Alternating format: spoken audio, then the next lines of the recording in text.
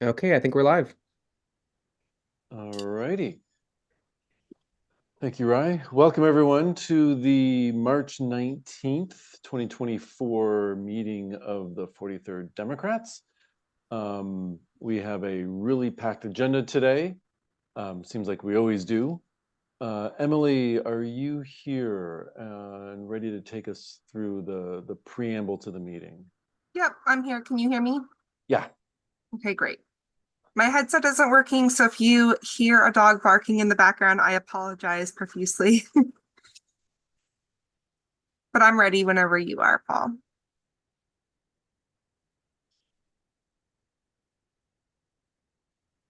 Is the screen sharing working? Yes. Yep. Okay. All right. So I'm Emily. I'll be sharing some introductory information going into tonight's meeting about general meeting operations. So if you'd like to seek the floor for any reason, please raise your hand. That is in the reactions tab in your meeting window. And if you're calling in, you can press *9 to raise your hand. Either Paul or myself will call on you depending on what part of the meeting it is in the order that you appear. And then please remember to, once you've spoken, to lower your hand so that we can make sure that we get to everyone. If the chair needs to take a quick poll of the membership, they may ask you to choose a yes or no reaction. You can also find that in the reactions tab in Zoom. There might be times where the chat is disabled, but you're able to message host directly if you need to. And for voting code help, you can email tally@43rddemocrats.org. And we are live streaming currently. So going into some meeting norms, please treat each other with dignity and respect. And if you don't know, please ask. We want this to be a welcoming space for all. Be cognizant of when to step up or step back. And remember that everyone here is a volunteer, and we all share responsibility for staying on time, and we do our best to do that each meeting. So we follow Robert's Rules of Order. There are a set of parliamentary procedures that we use to run our meetings. You don't have to know all the intricate details to participate, but if you'd like to contribute, please raise your hand and we will go from there. The rules can get complex, but most motions start with I move that we either approve, amend, postpone. And you have a right to participate as a full member of our meetings. If you need us to slow down and explain what is going on, please raise your hand and ask, and we're happy to do so. And if you are just the absolute best at Robert's Rules of Orders, please use those powers for good and consider the impact of making complicated motions, especially while we're on resolutions. So next I'll go into our land acknowledgement. So although we are all joining virtually tonight, we'd like to start this event acknowledging that we are on the traditional land of the first people of Seattle, the Duwamish people past and present, and honor with gratitude the land itself and the Duwamish tribe. And if you'd like to learn more about whose land you occupy and have occupied, you can visit native-land.ca. Thanks, Paul. All right, thank you.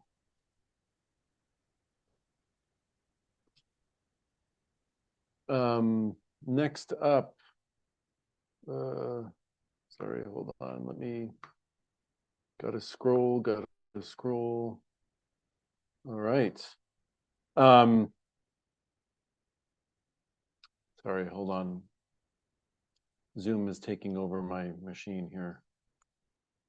All right. First up, I will officially call the meeting to order. Do we have a motion to approve the agenda? I will get the link to the agenda in chat.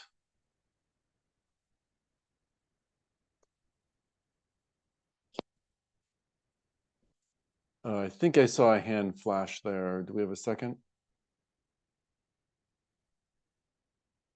Is there a second? All right, thank you. Agenda is approved. We also need to approve the minutes for February.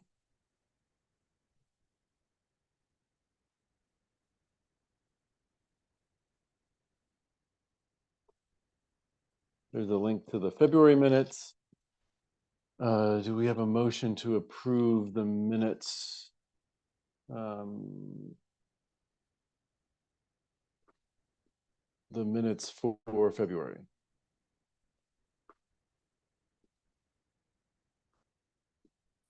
Is there a motion? Thank you, Jeff. Is there a second? Thank you, Justin. Any objections? All right, not seeing any objections. We approve the minutes as well. Where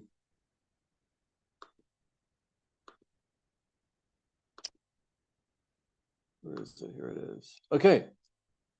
We, as I said, we have a very packed agenda. So I'll go through a very quick chair report. We are seeking delegates for the Washington State Democratic Convention, which is in June. Deadline to register to run for delegate is March 31st. We'll have more about this later in the meeting. But keep that date in mind, March 31st. We need a lot of people to run for delegates. State Convention is June 22nd. It's in Bellevue. Also, as a reminder, we are going to have PCO elections this year in the August primary election.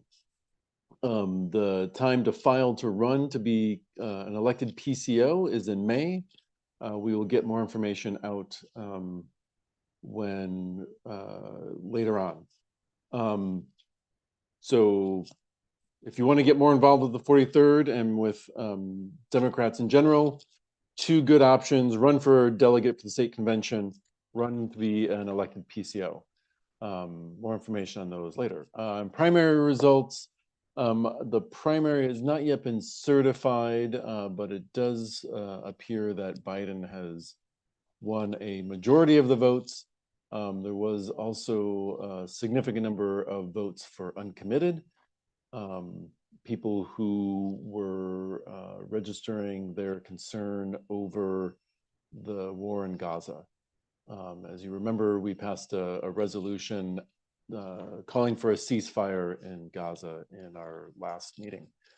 And with that, we'll go into candidate introductions. We have 3 candidates for office here to introduce themselves. They will each have a couple of minutes.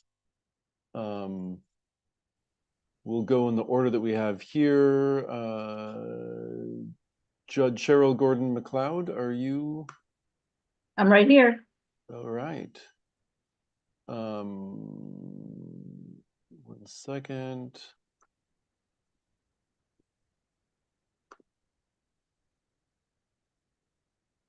Sorry, I'm trying to see if I can get our timer working. I got it, Paul. I can You handle got it? All right, Yeah. perfect. Thank you. How many All right, minutes do you want on the timer? 2 minutes. Perfect. Everyone should see it small in the upper left-hand corner of the Zoom screen. I'm going to start it. Put it up there. Okay. Okay. I'm Cheryl Gordon McLeod. I am a justice on the Washington Supreme Court. Thank you for the time during your packed meeting. Thank you for taking judicial elections and endorsements so seriously. And thank you for your endorsements in 2012 when I first ran, and in 2018 when I ran to retain my seat, which is what I'm doing now. Let me tell you what our track record's been since then, talking about me and my court. First up on the track record, unlike some Supreme Courts, we are subject to rules of judicial ethics, the Code of Judicial Conduct. Unlike some other Supreme Courts, we have a state constitution and we apply state constitutional law. We have a provision, for example, of the Washington Constitution explicitly protecting the right to privacy. And we have many times held that that is far more protective of individual rights than is the federal Constitution's Fourth Amendment. Let me tell you about our track record on state statutes. We rule that the Washington law against discrimination bars discrimination against gay people by a florist who is generally open to the public, and that the constitutional guarantees of freedom of religion and freedom of speech certainly protect their right to believe whatever they want to believe, but not to discriminate in their store. Injustices absolutely remain, but we have been incredibly creative in responding to them. For example, our General Rule 37 concerning discrimination in jury selection and how to react to that. Thank you very much for your time. Please let me know if you have any questions. All right. Thank you, Justice Gordon MacLeod. Next up, we have Manka Dhingra running for Attorney General. Good evening, everyone. Thank you so much for giving me the opportunity to be here. I'm Manka Dhingra. I'm the Deputy Majority Leader of the Washington State Senate, Senior Deputy Prosecuting Attorney with King County for over 20 years, and I'm running to be your next Attorney General. I do want to take a minute, actually less than that, and thank all the people I see on the Zoom who helped work on my 2017 campaign. Together with everyone's help, really across the state, we flipped our state Senate and turned Washington blue. And I'm just so proud of having played such a pivotal role in the last 6 years, or 7 actually, on all the issues that all of us care about so deeply. I have worked on and delivered on legislation protecting our voting rights, protecting and expanding access to reproductive rights and gender-affirming care, including sponsoring the nation's strongest data privacy laws, My Health, My Data. I was really proud last summer to have been invited to the White House to present on that bill to other national leaders. I know that our state really is such a front runner in so many different issues, and I know that mental health isn't necessarily one of them.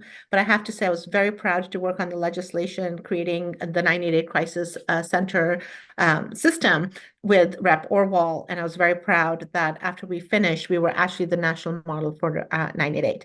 I'm running to be your next Attorney General to really make sure that I'm standing up for everyone, no matter where you come from, how you identify, or what you look like. And it is my fight for justice, for standing up for people who don't have a voice and cannot participate, that makes me want to do this work. And I just want to say that I want to make sure we have an Attorney General who continues fighting for Washington the way Bob Ferguson has, and that is what you're going to get in me. I'm a proven fighter and someone who works on tough issues, and those are the skills I bring to this job. And I'm proud to have been endorsed by Senator Peterson, Representative Macri, Teresa Mosqueda, and Pramila Jayapal. Thank you. All right. Thank you. And last up, we have Judge David Keenan for King County Superior Court. Thank you. I'm Judge David Keenan, and I'm running for re-election to my 3rd term on the King County Superior Court in Department 26. I don't know if anybody will run against me, but what I do know is that under the judicial ethics rules, the only time I can come and speak with you is during a campaign, and it's why I campaign every single time.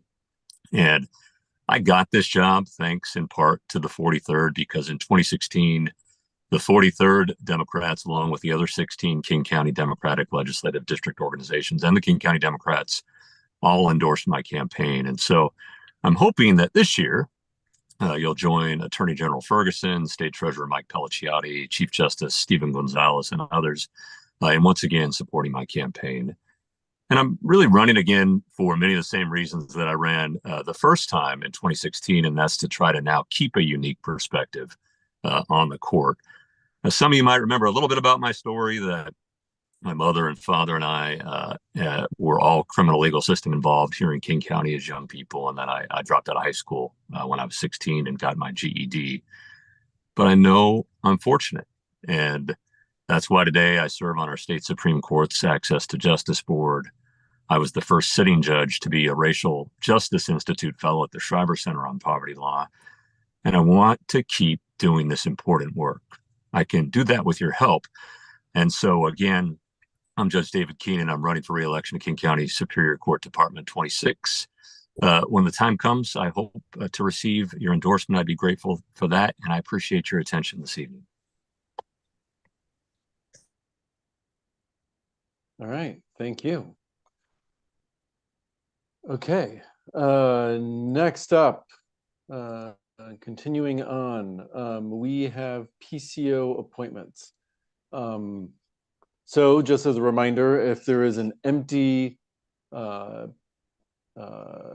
precinct in the 43rd, precinct that does not have a PCO who was elected in the last election of PCOs, you can, if you live in that precinct, nominate yourself to become an appointed PCO for the precinct. So tonight here we've got 5 people who have volunteered to become a PCO for their precinct, and we need to vote as a membership body to approve them, for them to serve out the remainder of this biennial. So those 5 people are Roy Armstrong, Roxanne Murphy, Warren Doe, Frederick Dubutte, and Elaine Noneman. We will give each of them a minute to minute and a half each to introduce themselves before we hold a vote on electing them to be appointed PCOs. So we'll just go in order that they are here. Rye, if you want to go first.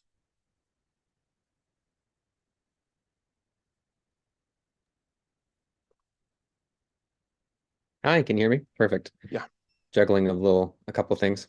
Yeah, I applied to be a PCO back in, I think, July of last year, and my app got lost in the King County underworlds, in the underbelly of that. So I'm just happy to be here and continue to help serve the 43rd, and I'll give back my time because we have a packed agenda. That's all I got. I'm happy to do it. All right. Thank you, Rye. Next up, Roxanne Murphy, are you here? Yes, I am.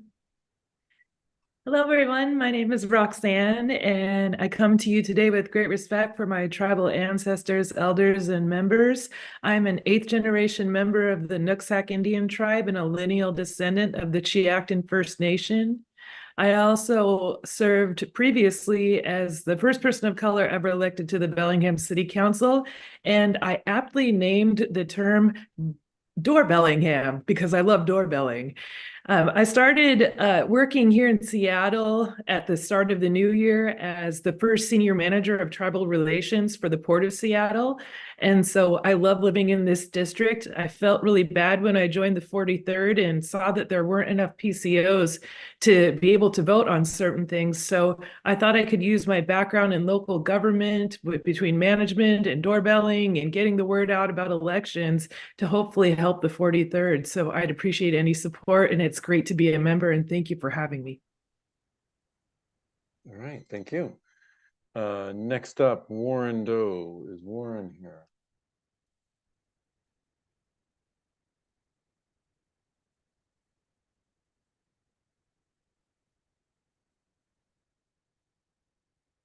All right, I am not seeing a hand raised for Warren. We'll move on. I think Warren's working on unmuting. All right. So there we Oh, sorry. I was trying to unmute myself on the phone app, but also not on the Zoom app. Sorry, but anyway.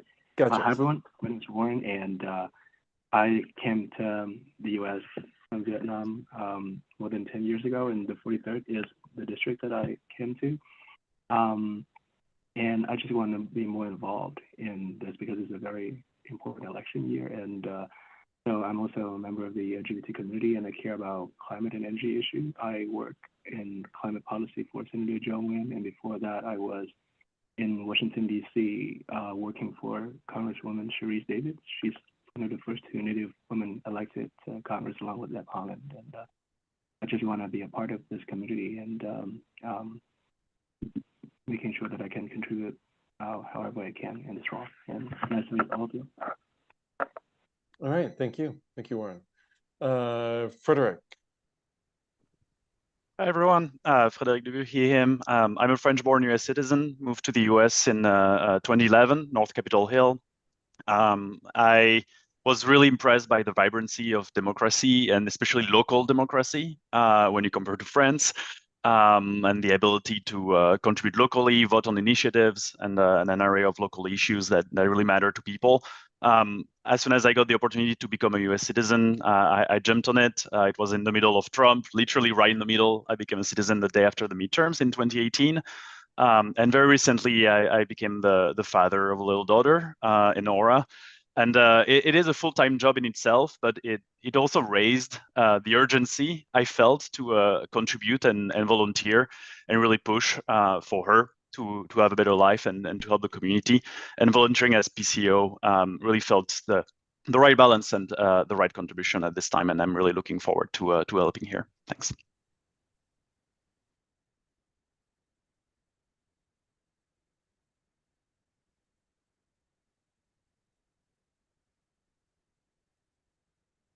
I was muted. Thank you, Frederick. Last up, Elaine, if you can raise your hand and unmute so that you can speak.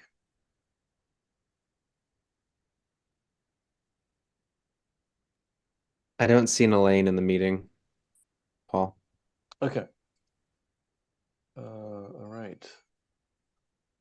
With that, we already have a motion to approve by acclamation. We have a second on that motion. Are there any objections to us approving these 5 PCOs by acclamation? If anyone has an objection, please raise your hand. Are there any objections? Any objections? All right, seeing no objections, we will appoint all 5 of these PCOs by acclamation. Thank you all for volunteering to volunteer with the 43rd. Look forward to you bringing your energy over the next months as we head into this campaign season. Let me put this back. Ooh, where'd it go? Come on. There we go. If you haven't already, please sign in, credential yourself for the meeting using the form. Oh, and Leon put it there again. We do need you to sign in so we can get a count of the number of people for the votes we have upcoming. Next up on the agenda, we have an open position, King County Democrats alternate. This is a PCO only vote. If you all wouldn't mind indulging me, I would like to hold this off just a little bit so we can get everybody credentialed and in, so we can count the number of PCOs we have to know if we have an adequate number of PCOs here to hold this vote. Unless there's any objection, which you can do by raising your hand, I'd like to move on to the next thing in the agenda, and we'll come back to this this one later on in the meeting. Emily, yes. What is our number for quorum? It is 15 for PCOs. Perfect. All right. So with that, I'll move on. Rye, if you wouldn't mind clicking on the register to run link. So as I said at the beginning of the meeting, the state convention is happening on June 22nd in Bellevue. We need delegates from the 43rd for the state convention. If you want to be a delegate, go to this website and you can register today. Registration ends March 31st. If you want more details, let me put that in here. More details about running are here at this link, waddemsdelegates.org. And then, Rai, if you wouldn't mind pulling up the delegate selection overview again, that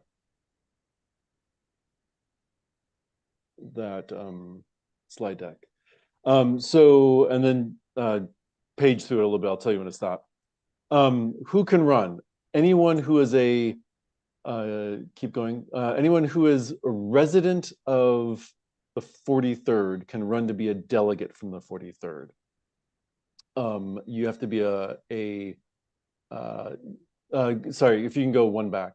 You have to live in the 43rd and you have to be a Democrat. And that's what the requirements are to run to be a delegate for the 43rd to the Washington Democrat State Convention. Deadline again is March 31st. The website will walk you through adding a bio, a photo, statement about who you are and why you're running. Voting for delegates will happen, first, April 4th, we will hold a forum of all the delegates who are running. And that'll be a way for everybody to get to know you in addition to reading the website. And then April 6th is when we have voting for the delegates. To vote for delegate, you must be a member of the 43rd. So if you aren't currently a member, please join up. Do that today before you forget. Voting will start, I believe it's 9 or 10 a.m. in the morning on April 6th. And thank you, Linda, for pointing this out. It will run now until April 7th at 9 a.m. Originally, it was going to close off just after sundown on Saturday, April 6th. And Linda brought that to our attention, and we were able to talk the state party into extending voting. So voting will run through the early morning of April 7th. Again, to become a delegate, you must live in the 43rd and be a Democrat. To vote for delegates, you need to be a 43rd member. So what do delegates do? Delegates attend the state convention. They will hold several meetings throughout April to draft up 2 resolutions. And they will also draft amendments to the party platform and the party rules. And then they attend the convention on June 22nd. And at the convention, they will vote for resolutions and for amendments.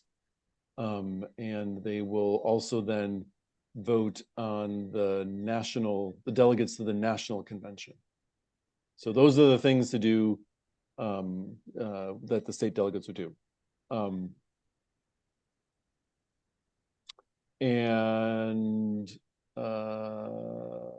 Let's see, that's about all I have. Amy, though, if you can, as our state rep, if you wouldn't mind talking a little bit about additional whys people should run. Yeah, hi everyone. I'm Amy Madden. I'm one of your state committee representatives to the state party. I also represent the Congressional District 7, Pramila's district, to the executive board of the state party. That's a lot of titles, sorry. I just wanted to quickly give you some motivation for why to run. The 43rd District Democrats are really known for taking point on progressive issues with the state party. And when you run as a 43rd delegate, you get a chance to have a voice in what the state party platform is. You get to vote on really impactful resolutions, and you get to make a lot of decisions about how the state party does things. Just voting on the platform alone helps to, it gives us a statement of beliefs, a statement of what we call for as a party that we can then take to our elected officials to say, hey, the state party wants police reform. Hey, the state party wants, meaningful climate change legislation. We can take that to our representatives and our electeds and say, this is what the party believes, and it really helps to push things in a more progressive direction. So if you're hesitant about running as a delegate, I would just really encourage you to give it a try. It's a really great team of people, usually coming from the 43rd. You'll meet other activists and get to connect with progressives all over the state. And we'd just really love to have you on our team. And I'll put my email in the chat, but you can contact me or Paul if you have any questions. If there's a particular issue that you really care about too, like you really care about what's happening in Gaza right now, or you're a strong environmentalist, you can talk with me about that too. And we can talk about how to plug you in. But I'll leave it at that. And I'll put the contact information in the chat. Thank you, everybody. All right. Thank you very much, Amy. Oh, thought I was on mute. All right. Moving on. We'll give a bit more time to make sure we can count our PCOs. So we'll move to the budget presentation. Brad, are you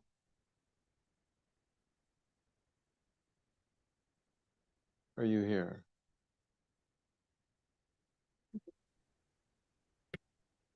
Hello.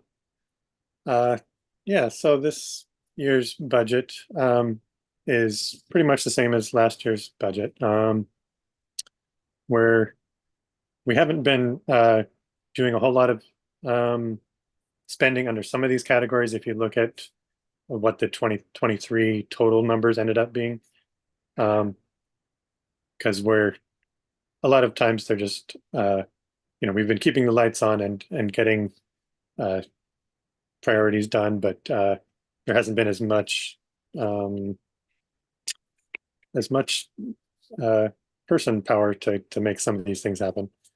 But there's only a couple of small increases, or maybe only one, for our general recurring operations budget, increased by $500 from $3,000 to $3,500. That's at the top of the screen right now. I believe everything else is the same, but yeah, I don't really have anything else prepared, but if there's questions about this, I'd be happy to discuss them.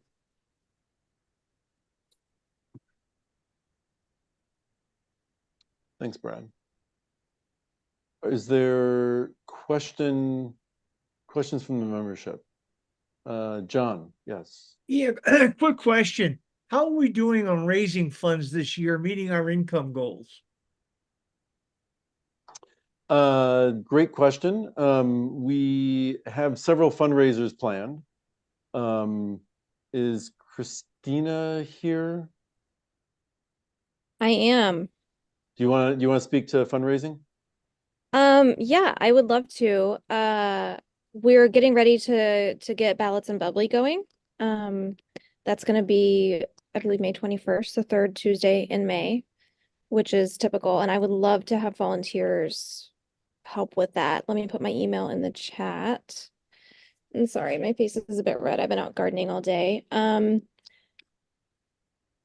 don't know how many people would like to volunteer to help get Ballots and Bubbly off the ground and kind of make it the best one that we've had in several years, because I know with COVID, a lot of the in-person events haven't been as attended as historical, and I would love to get back to some of the original numbers.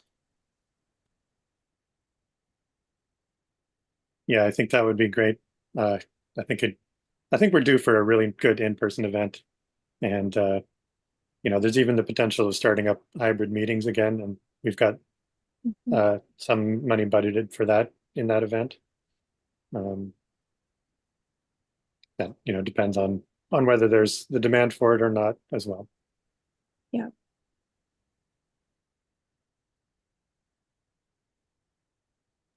Yeah, I really think there's a lot we can do this year with different sponsors and different local businesses and local groups and stuff. So I would love to kind of get a party going for this year. Thank you. Are there other questions? Linda has their hand up. Yes, Linda. So I know, if I'm reading this correctly, we didn't spend any money on the mutual aid community support last year. Is that correct? That's correct. There hasn't been a committee for that for the last year, But unfortunately. we are planning to pick that up again.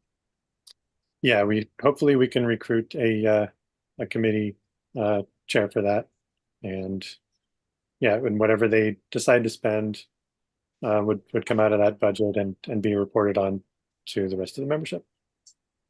And I don't remember, is there an approval process for what they plan to spend on? Yeah, there is. Yes. Yeah, there's a set of standing rules for that committee. I assume that just carries over. Thank you. Are there other questions? Is there anything else on the spreadsheet you want me to toggle to, Brad?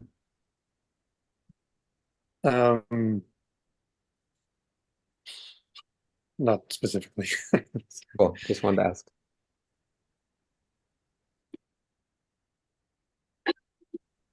Any other questions from the membership?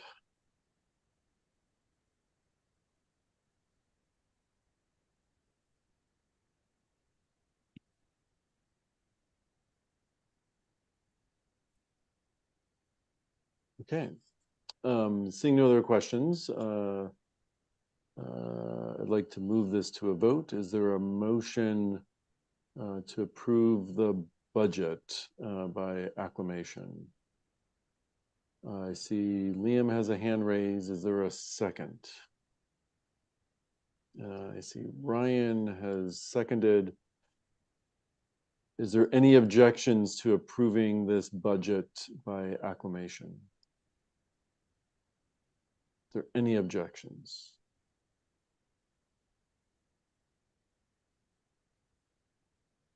Any objections? All right, seeing no objections, we will approve this budget by acclamation. Thank you very much, everybody. And thank you, Brad, for pulling together the budget for us once again. Yeah, thank you. Let's see, Liam is saying we've got 13 PCOs in attendance at the moment. If you haven't already signed in, let's get that sign-in form again.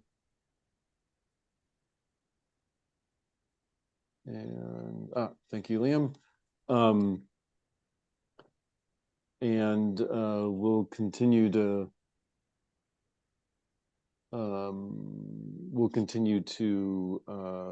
hold the board election for the King County alternate until we know if we have an adequate number of PCOs. So moving on then, next up, we have a presentation about the Seattle Comprehensive Plan. We've got Mike Eliason here from, if I have the organization, the business right, it's Larch Labs, Mike. Mike does a lot of education and advocacy around land use and architectural design in Seattle and around the nation. And so he's going to give us a short intro into what the Seattle Comp Plan is and why it's important and why we need to care about it. All right. Do I have the ability to share this? Let's see. Rye can give it to you if you don't.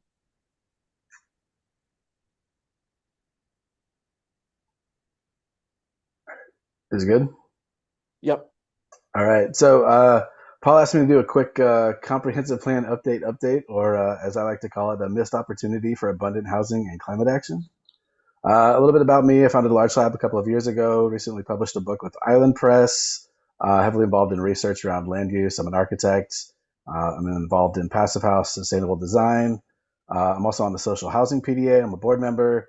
Also a car-free dad. We have 2 kids, middle-class family. We live in an ADU, really trying to kind of live our values. And when I saw this comp plan dropped, I was incredibly depressed. Really quick, brief history on land use in Seattle. Until 1923, there was no zoning. The zoning ordinance came around in 1923. Multifamily housing was legal on every single parcel in the city. There was no single-family zoning. You could build it in industrial areas. That's why parts of Ballard, Inner Bay, Georgetown exist and have housing in those areas. In 1923, the first zoning ordinance was enacted. It was written by Harlan Bartholomew. Talk about him in a second. 50s through the 80s, there were a series of down zones to the city. People were leaving the city. There were a bunch of other issues associated with this as well. But a lot of low-rise multifamily ended up going to single-family. And all of this culminated in the 80s, so 1989, the Citizens Alternative Plan, CAP, where design review was implemented, height restrictions and density limits were brought forth. Sort of in response to that, 1990, the state passed the Growth Management Act, saying that cities have to plan for population increases. In 1994, the first comp plan was published. This is where we get the urban village strategy that we're living with today. And since then, we've pretty much been growing at a fairly steady clip. So as I was saying earlier, originally, like, multifamily housing was legal everywhere in Seattle. There was no single family zoning up until 1923. That includes basically everywhere north of Denny and south of downtown and east of Broadway. And this is the big reason that you see a lot of multifamily housing in what are now single-family zones, which have been changed to neighborhood residential. If you live in Wallingford and Fremont, Capitol Hill, these are all relatively common. They blend in relatively well. And this is kind of the historic fabric and reason that these buildings exist. I want to talk a second about Harlan Bartholomew, the guy who wrote our first zoning ordinance. If you haven't read Color of Law, I highly recommend it. He was the chief planning engineer for the city of St. Louis when he was working on St. Louis's ordinance before Seattle's. The reason that they introduced single-family zoning was to preserve the more desirable neighborhoods, the residential neighborhoods, and to prevent the movement of colored people into finer residential districts. Sounds like a really great reason to have it. And then concurrent with the writing of Seattle's, he was working on the city of Memphis. This is from Roger Biles' Memphis and the Great Depression. Really interesting book. I highly recommend it. When he submitted the zoning ordinance for Memphis, Bartholomew stated, or Biles stated, while it sought to demarcate areas of industry, commerce, and residence, the ordinance additionally reflected the desire of the elite to maintain existing patterns of racial segregation, recognizing that these informal boundaries might shift, or that a growing Black population might spill over heretofore into white neighborhoods. The strict application of zoning laws, particularly having to do with dwelling standards, went a long way towards preserving the exclusivity of white enclaves. The Color of Law basically talks about the racial origins of single-family zoning and land use and housing in the U.S.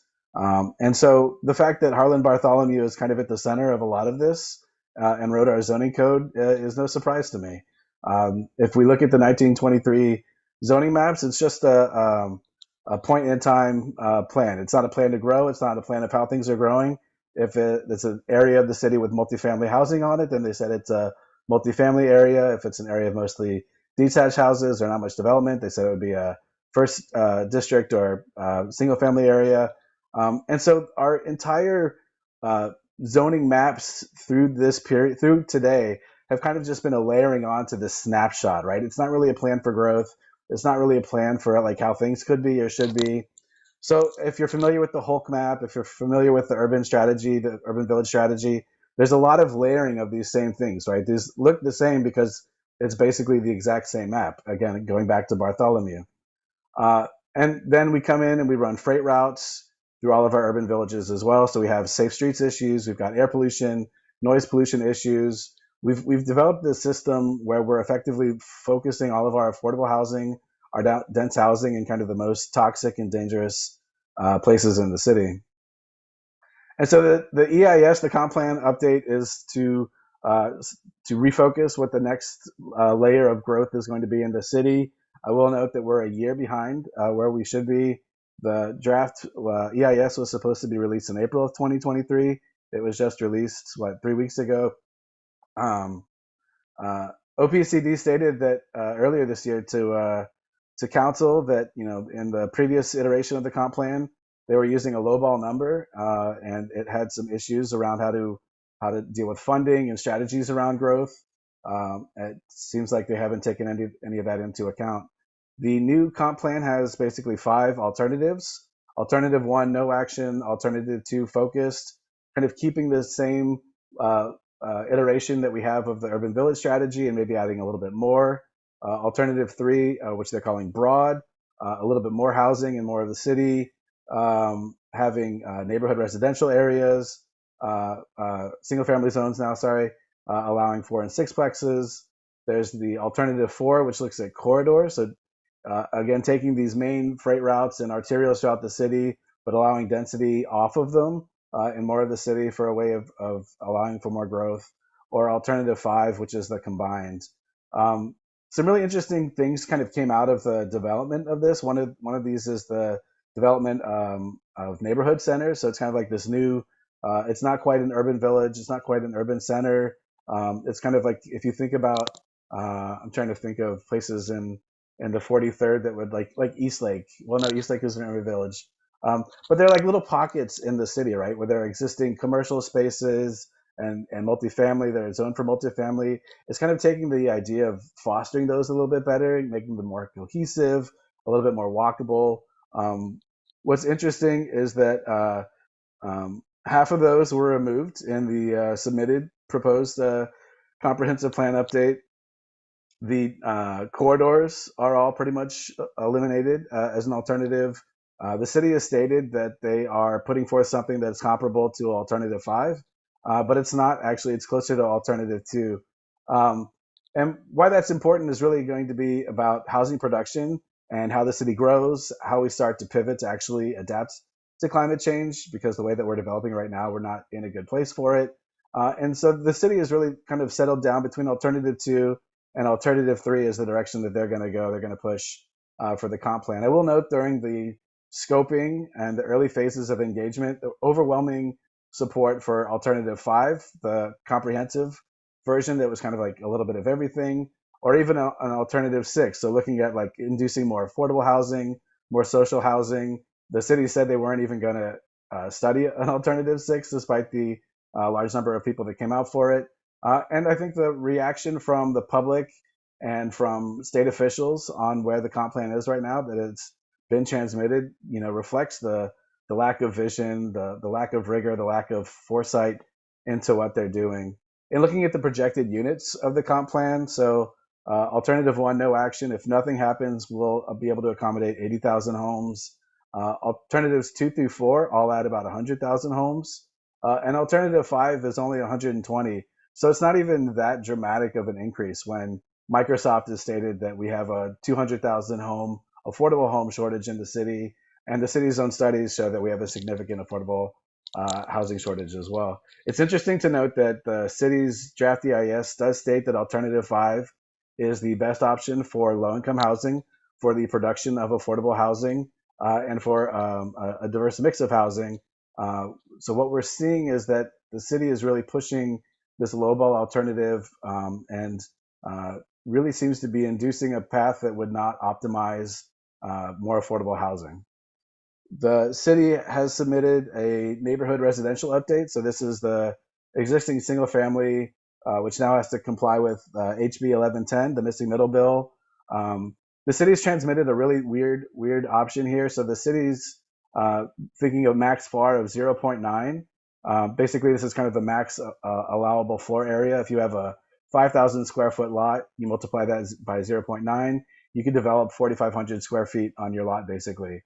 This is significantly lower than the states, which had a tiered level and would have allowed 1.6 for 6plexes or 1.2 for 4plexes. City's ordinance is a little bit smaller, than the Washington State's model ordinance came out to be. The net impact of this is that it's really going to induce really small units, so a max of 650 square foot units. So we're not going to be getting any family-sized homes, versus the Washington State model ordinance was going to allow up to 6 homes at 1,100 square feet, which is 300 square feet more than the ADU that we live in right now. State reps have come out against this. Jess Bateman, who wrote the HB 1110 bill, said it was not sufficient. She doesn't think it complies. Julia Reed said the same thing. But I think the big issue here is that what the city is pushing is going to be really bad for everybody. We're only going to get townhomes. They're going to be mostly detached. So from like an environmental standpoint, they're horrendous. It's really bad news for trees. If you are concerned about the urban heat island effect and mitigating that, it's not going to induce the kind of development that we really need to be thinking about for that. This is my neighborhood in Fremont, Upper Fremont, kind of by Lighthouse, Market Time. You know, we've lived here for 15 years. We love it. It's got a decent scale. Unfortunately, most of the trees around here are going to be going because existing small scale buildings are becoming these huge 4- and 6-pack townhomes. And that's really what the comp plan is going to induce in a lot of neighborhoods that aren't zoned for for multifamily right now. So I think it's a really poor way of thinking about developing. It's certainly not climate adaptive or climate forward. And so we're going to have the city that continues to be really bifurcated.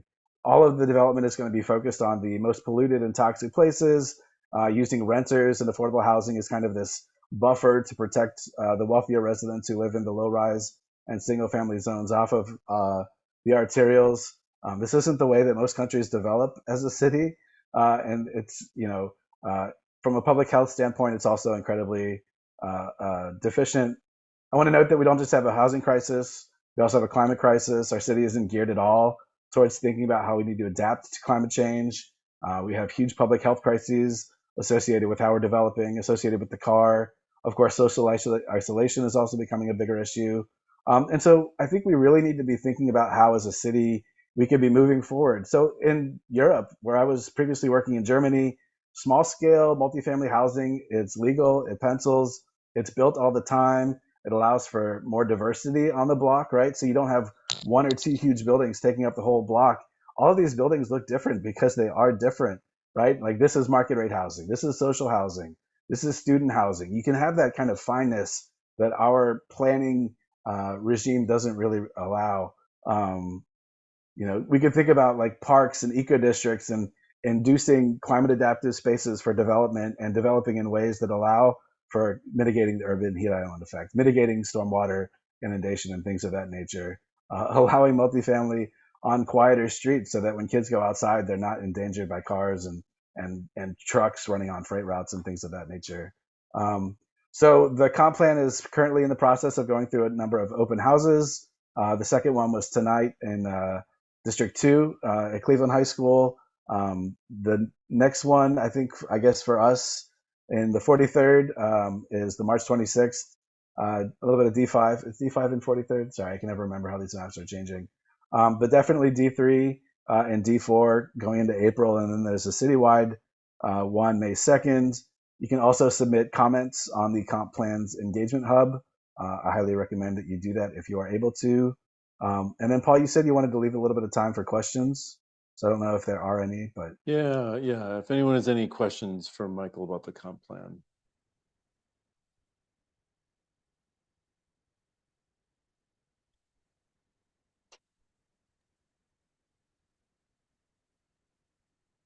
Let's see. I see a couple of hands up. Rich. Well, Michael, if we go to an open house, it sounds like it doesn't matter. They're going to ignore our comments anyway, because alternative 5 and 6 had the most comments, and they're saying to that. So, yeah, we went to the districts. We went to the D6 one last week, and really, it wasn't well attended. The city's not really there to take comments or hear comments. There's a couple of OPCD staffers. The mayor had a staffer there. Dan Strauss was there. There really isn't a good opportunity at these events to push back on anything or to advocate for anything. It's it seems like everything feels like it's baked in.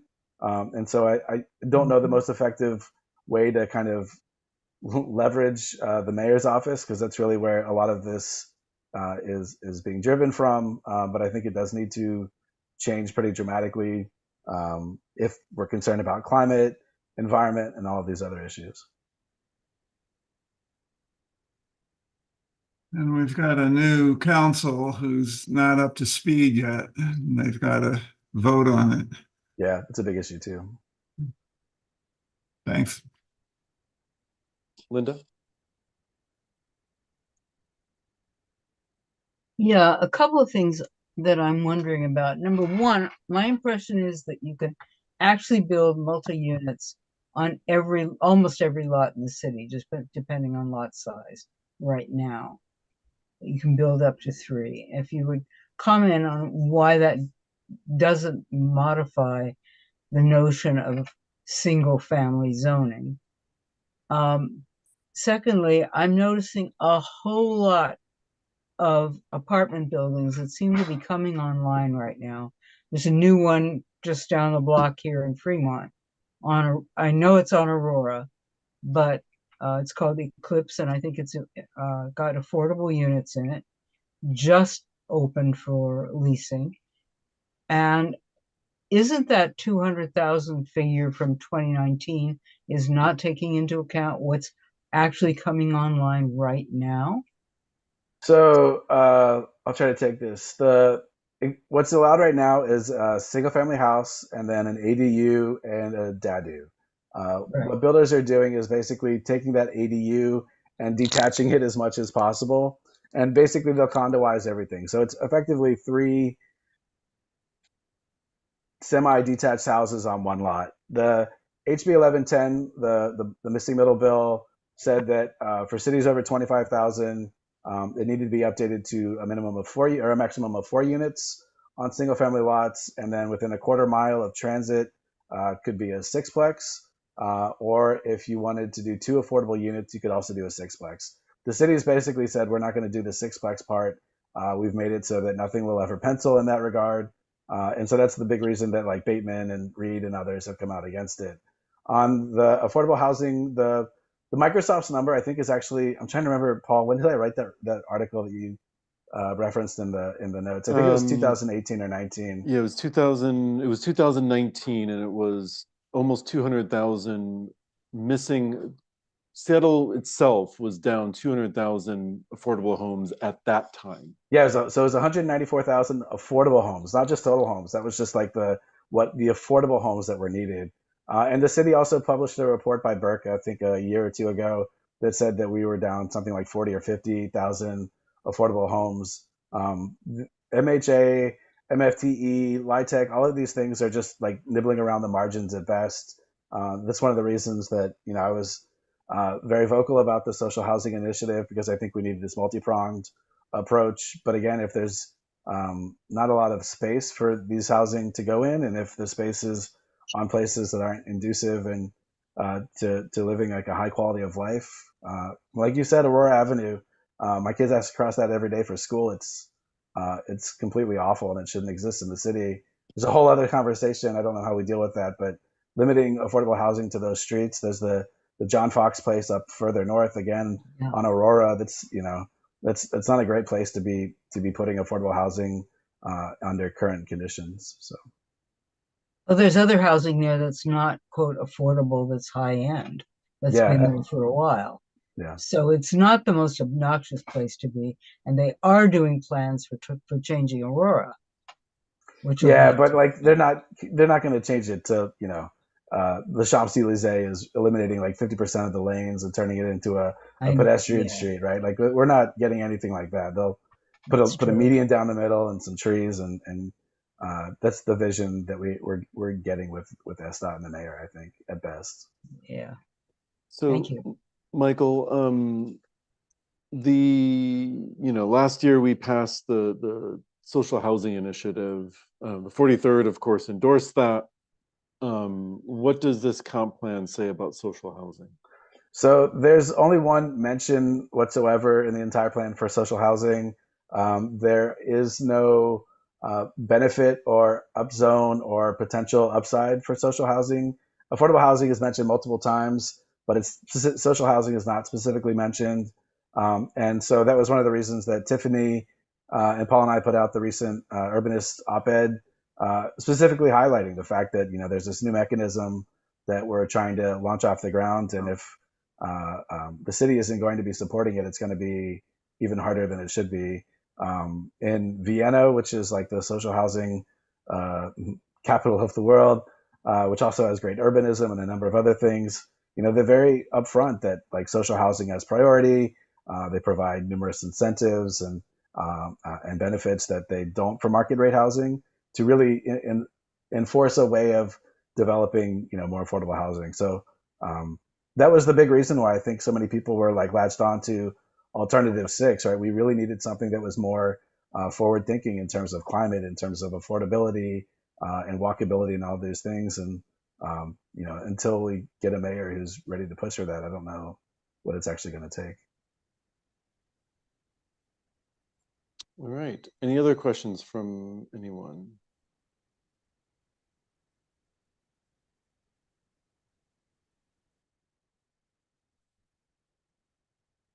All right.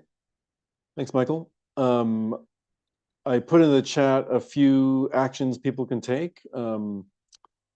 You can attend one of the open houses, provide your feedback on the portal. We'll get an email out with that.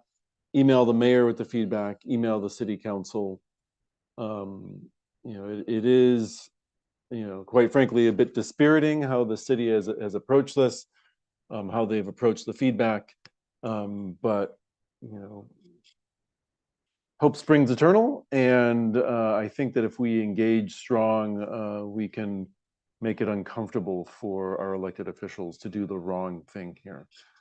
So those are some actions that we can take. And I'll just, before we move on, I will check in again. I don't think we have additional PCOs here. Do we, Liam? Have there been any additional people who have? We do not. Okay, all right. So we still do not have enough PCOs to have quorum for that election. All right, so we will move on to the next section, which is a bunch of resolutions. Sorry,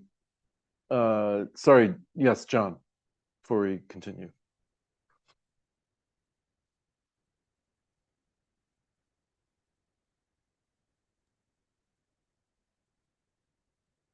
John? Can you hear me now? Yeah. I was having difficulty. I think someone was muting me when I was unmuting. I have a question about PCOs. Do they have to be elected PCOs to vote, or can they be appointed PCOs?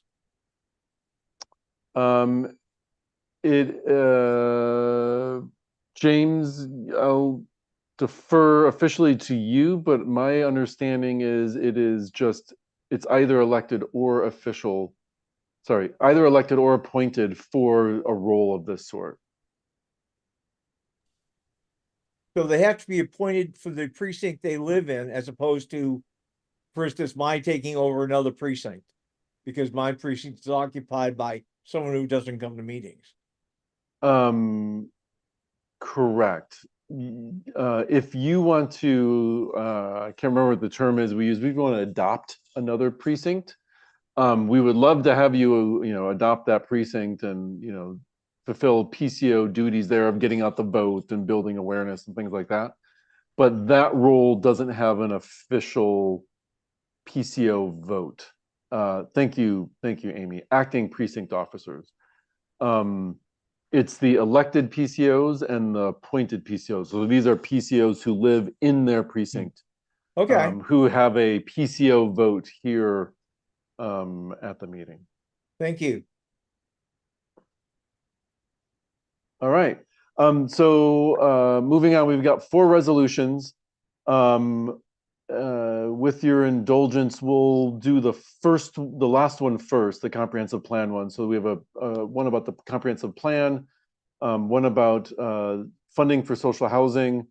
Sorry, Rai, if you wouldn't mind just going back to the one about Ann Davison's attempts to block Judge Vedati's role as municipal court judge, and one about the killing of Janavi Kandula by a Seattle police officer.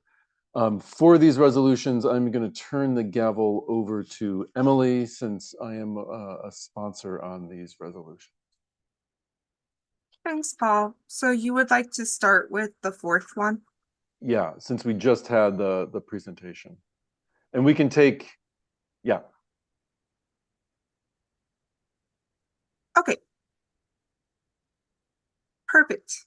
So we will start by considering this resolution, rejecting the Seattle 2024 comp plan and demanding Seattle live up to its stated housing and climate goals. Is there anyone who would like to speak to this resolution in opening? I can speak to what what it states. Okay, thank you. Go ahead. And if someone can put a link into the chat, that'd be great. So this resolution, the first part of it is there's a lot of the whereases is just a lot of the history. We've got a housing crisis. The mayor and the council ran on addressing housing and homelessness. We've got a housing, the social housing initiative passed. We've got a social housing developer, and we've got the comp plan. We just heard the presentation from Michael Eliason about the comp plan and its deficiencies. And so, this next set is around how the comp plan just is not sufficient. The state has passed the missing middle bill, HB 1110. The comp plan doesn't, comply with at least the spirit of that bill. And that's a statement from Representative Bateman, and also Representative Reed has also stated that she's disappointed how Seattle has approached this. So the therefores. First one is we find the comp plan as it is inadequate to address our environmental, homelessness, and housing affordability crisis. We denounce the comp plan, and we ask that the mayor and the Office of Planning and Community Development enact option 6, which will seek to add 200,000 homes. The third one is that we ask that they embrace the spirit of the missing middle bill that the legislature passed, which will help increase the number of homes for middle income residents and promote our tree cover goals. The fourth one is that they deliver a plan that embraces social housing. As you heard Mike said, there's only one mention of social housing in the entire comp plan and the EIS. It wasn't studied at all. There's no plan to include it in any sort of prominence at all. The fifth one is that we call on the council to reject the plan, and that they ask that the mayor and the planning office deliver a comp plan that meets what we have asked for. And then the fifth one is that we endorse activism, including amongst ourselves, to pressure the mayor and the Office of Planning and Community Development to improve the comp plan. Thank you, Paul. We will move into questions. Does anyone have any questions regarding this resolution? Please raise your hand in the Zoom if you do.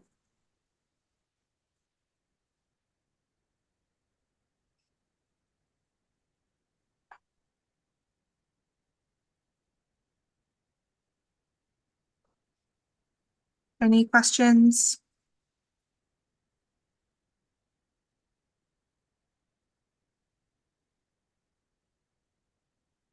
Okay, not seeing any questions. We can move into pro and con if you want. Is there anyone speaking against this resolution? If you could raise your hand.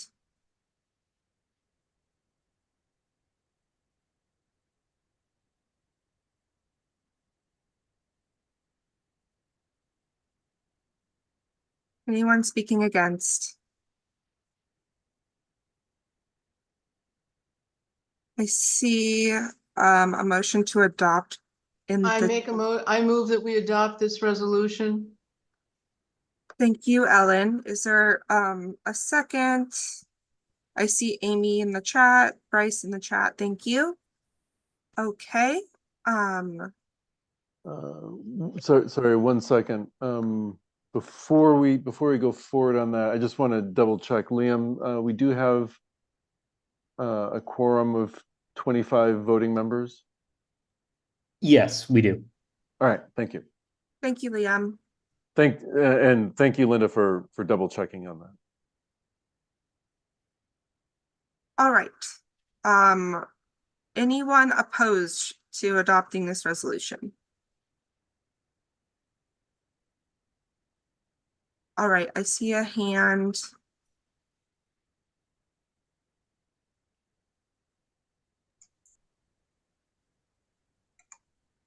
Linda, are you opposing the adoption or are you making a motion?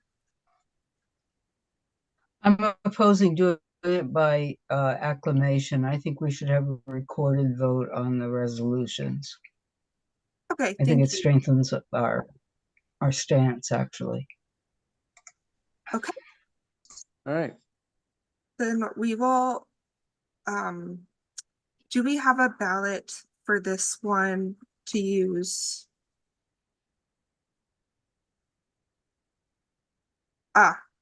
Thank you, Liam. So Liam put in the chat the form to vote. So everyone, please make sure to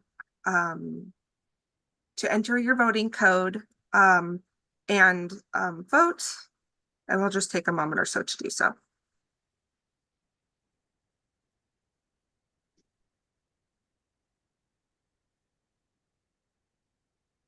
Mine disappeared.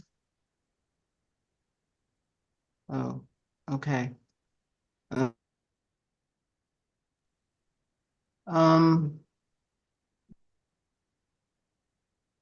It came on the screen and then it disappeared.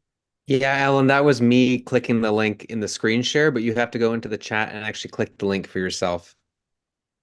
Oh, where is it? Sorry about that. Where is it? Is this the HTTPS docs google.com? That one? No, this one, it was just recently put in the chat by Liam. Oh, resolution, and it's forums.gle. Okay, so I click that. Yep. And then enter your voting code. Yes.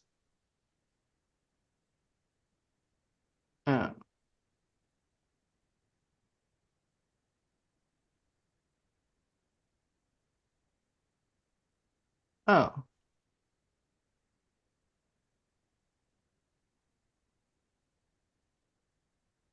Okay, and if anyone is missing their voting code, please email tally@43rddemocrats.org so that we can make sure to record your vote.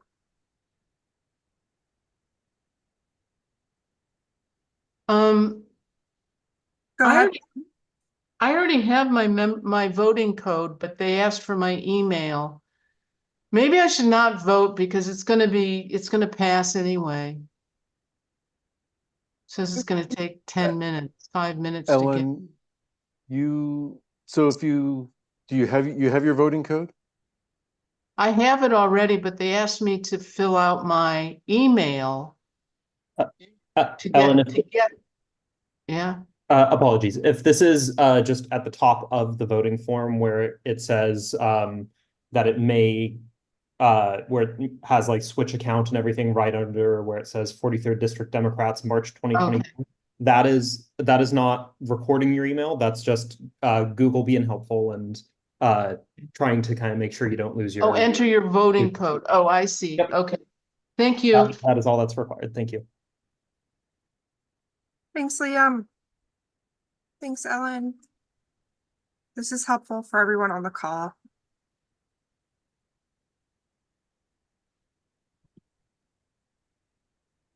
I'm just going to give it another moment. Paul, are you envisioning hopping back up to the first resolution after this? Yeah. Okay. And we can keep going while people finish voting on this one. Okay, perfect. Okay.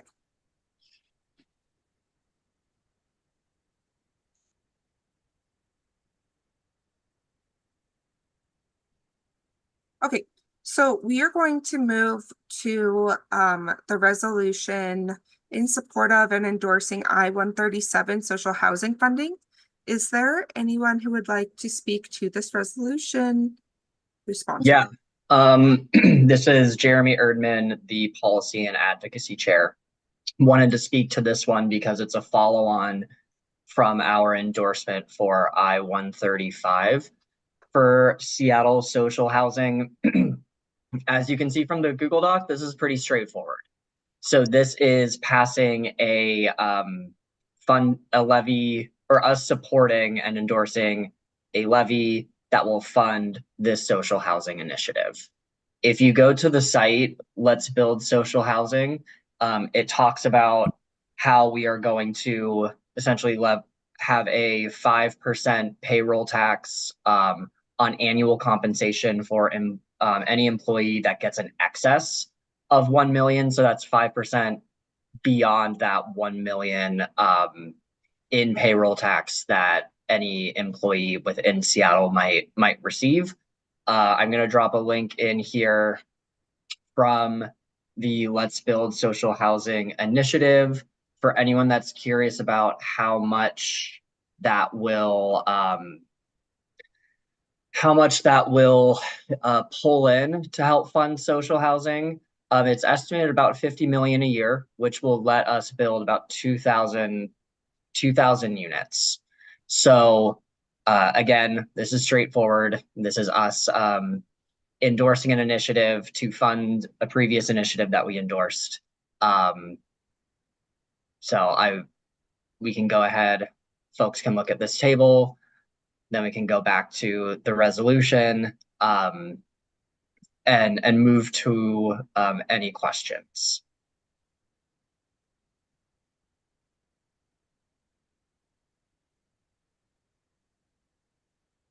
All right, thank you, Jeremy. We will now move into questions. We have a few minutes for questions. Does anyone have one? Please indicate by raising your hand. John, I see you first, so go ahead. I keep getting fouled up. I'm muting. Can you hear me now? We can hear you. Yeah, when I unmute myself, and then I think maybe someone else is unmuting me at the same time, and we wind up contradicting our objective. One of the things I've worked on in the past, and I don't see a lot of in Seattle, is cooperative housing. And in terms of socially responsible housing, I think cooperative housing, particularly for low-income community, is an excellent option. The other area that I've worked heavily in is veterans housing. Now that they've lifted the dollar amount on housing and allowed at least duplexes, if not more, I mean quadruplexes, if not more, it's a great opportunity to build multiple housing units, particularly to achieve home ownership equity in our city. So those are the two areas I'm not an expert in this resolution, or I-137. But I'm wondering, does it mention cooperative housing or veterans-owned housing? So this one right now focuses particularly on the acquisition and development for social housing. John, I think that's certainly something that they would love to hear if you have some expertise in that area around how we can incorporate that as well. But this is specific to social housing. Thank you. Any further questions?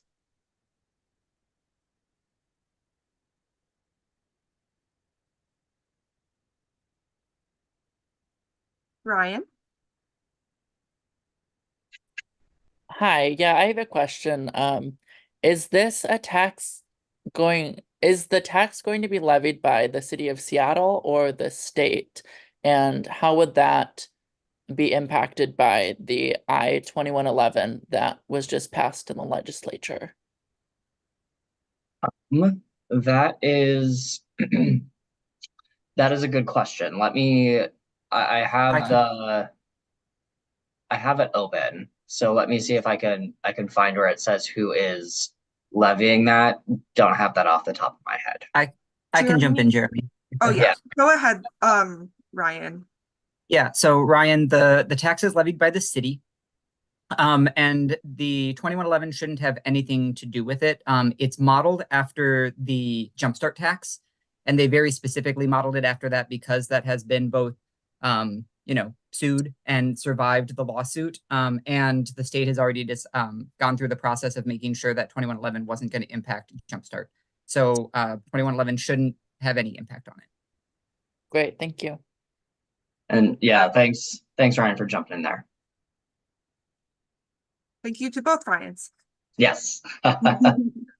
Any further questions?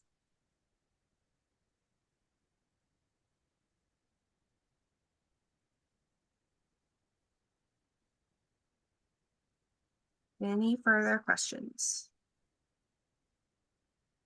Okay, we will go into speeches for and against. Does anyone have would like to speak against this resolution? If you could raise your hand.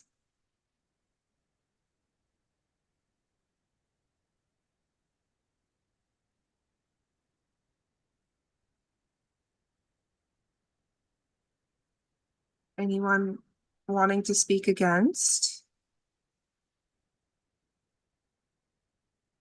Okay, not seeing any. We can move to vote on this resolution. Liam, if you could please put the link in the chat, that'd be great. Thank you so much.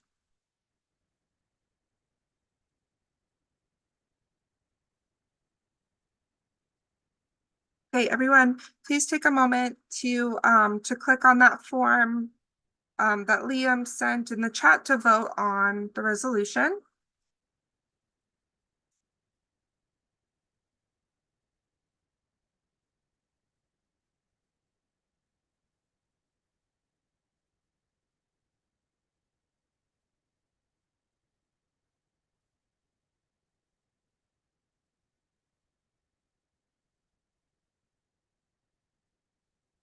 I'm gonna give just a moment to vote before we move on to our next one.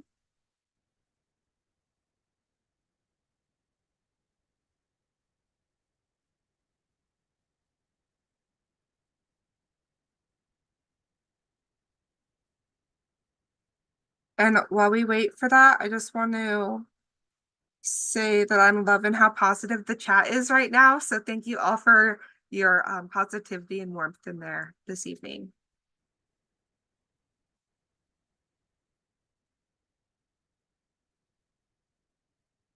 A to unmute. I'm having a difficulty again. What's going on? Meeting chat. Move. Slides. Minimize. Oh, okay. Chat. I can't. Oh, go ahead. In support of and endorsing social housing ballot. Okay. Okay. Okay. Did you find the link there, Ellen? Yeah, it disappeared for a while. Oh, okay. 4F. I'm sorry I keep causing all this trouble. No worries at all. And we are going to close the vote on the initial resolution on the city comp plan. So we're going to do that in 1 minute. So if you haven't voted for that, please do so for the first one. And then we'll keep the voting open for this this resolution for I-137 open through the next resolution that we're going through. We have 4 resolutions tonight. So with that, we are going to go into resolution B on our agenda. I'm going to put the link in the chat.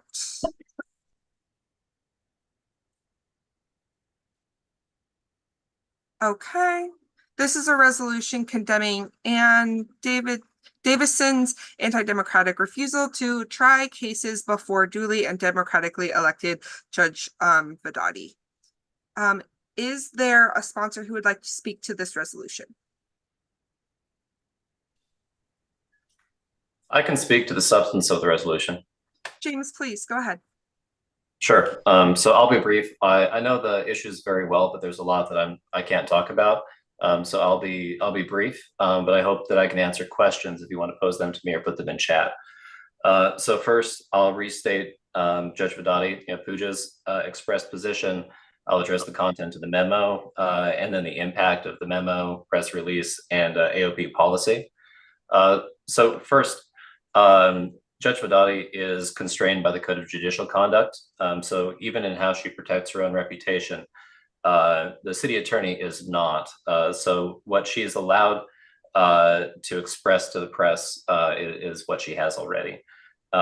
She's allowed to say that she's been unable to authenticate any of the content of the city's accusations, and that they were a surprise because they did not follow after any complaints to her or to the court or to the commission, and because there have been no sign of appeals.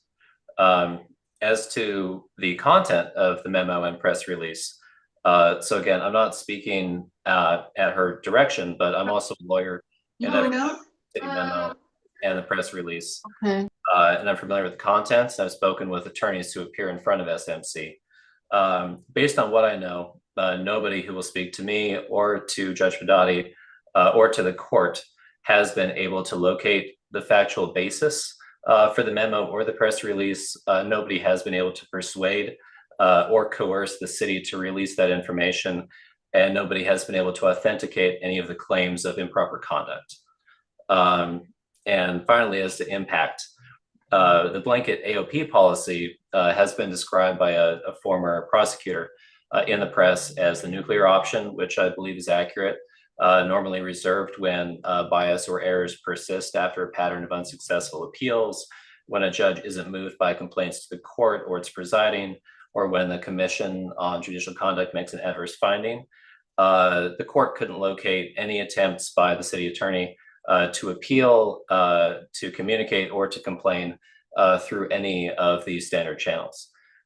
So as for impact, by skipping these steps and moving to press, the city attorney, whether it means to or not, is warning elected judges either not to exercise too much judicial independence, or warning prospective judicial candidates from a defense background that they'll face special challenges. And of course, any blanket AOP policy blows a hole in the city's budget about the size of the judge and causes case delay.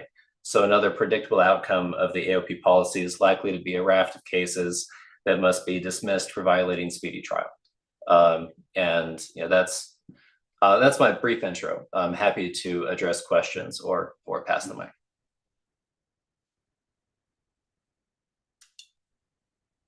Thank you, James. We will now move into questions for this resolution. Please raise your hand if you have any questions regarding this resolution. Rich, I see your hand. Go ahead. What is a blanket affidavit policy? Sure. So the city attorney's office has decided that they will issue affidavits of prejudice. There is a criminal rule of procedure that allows one party, prosecutor or defense, to issue an affidavit of prejudice without providing a reason in order to exclude the first judge on a case from hearing it. So this is actually a fairly routine mechanism. What's uncommon is for all cases and matters going to a judge to be affidavitted. For reference, since the beginning of her term, I think the very first week, the city attorney has been issuing subject matter affidavits to prevent her from hearing cases that relate to contentious DV issues. So it's not new, but the scale is quite extreme. I believe the first day after the policy went into effect, she signed something like 130 or 150 affidavits excusing her from cases.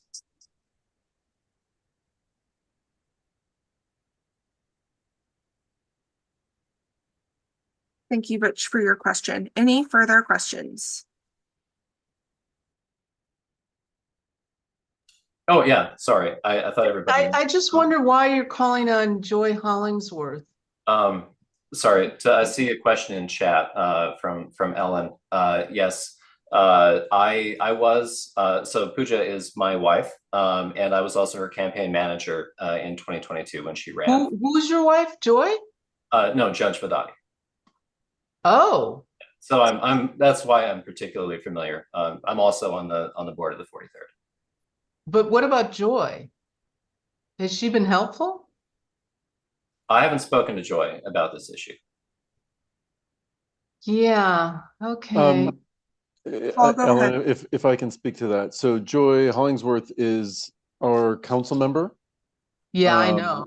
Yeah, and so this is asking her to register her complaint about this behavior by Ann Davidson. Yeah, well, I just went to a meeting with her. One was not impressed. Okay, thank you, Ellen. Any further questions?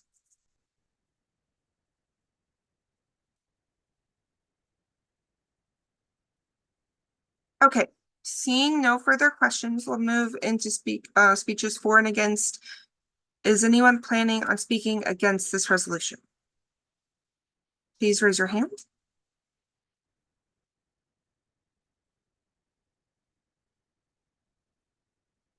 Anyone planning to speak against?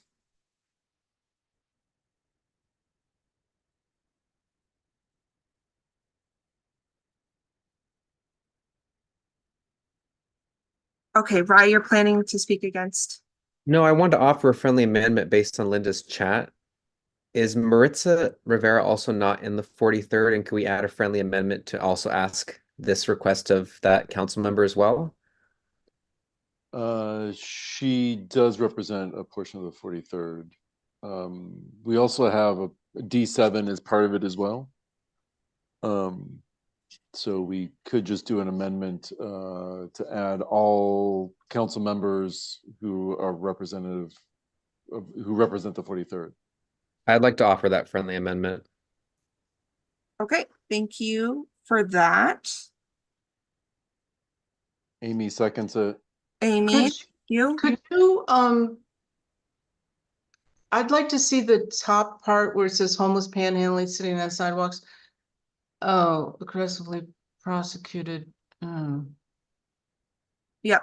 And Ellen, for you and for everyone else on this meeting as well, I did post the link in the chat too. So if you'd like to view on your personal screen, you are also welcome to do that, but also happy to scroll however would be helpful.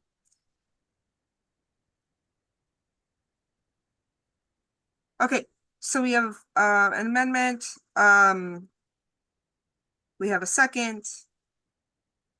Is there any opposition to this amendment? You know, frankly, I don't understand what it's all about, but. Okay. Are you, Ellen, are you expressing opposition to the amendment? No, I just don't know what it's about. I don't know what Judge Vidaldi's, I don't know anything about the conflict. So I can speak to that, and please go ahead, Paul. James, jump in if I don't do this correctly. So 2022, Judge Vidati was elected by a large majority of voters to be a Seattle Municipal Court judge. Okay. In 2021, Ann Davidson, who has admitted she is a Republican, was elected to be city attorney. Judge Vedati ran on a progressive and reforming platform.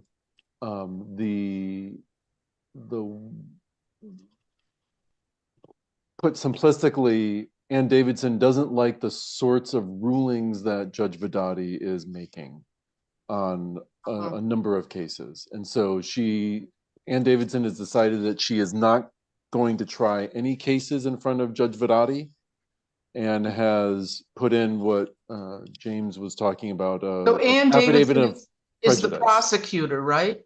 Ann Davidson is the Seattle city attorney. So she prosecutes cases in front of this judge, right? Right, in front of Judge Vedati, and she is Well, refusing to do so now. Technically, no. And they've never met. So Ann Davidson is the you could liken the city attorney's office at her position as the general counsel of the city attorney's office.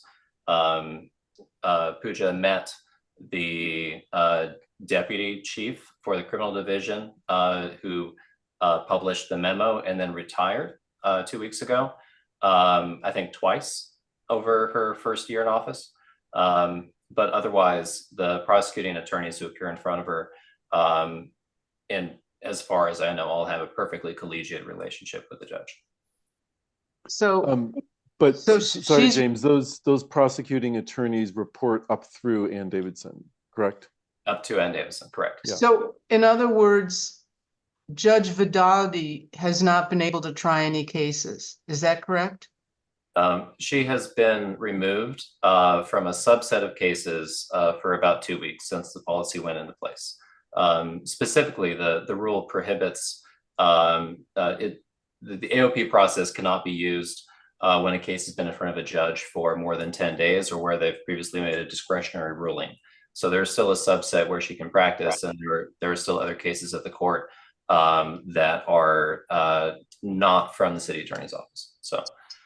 So is this legal?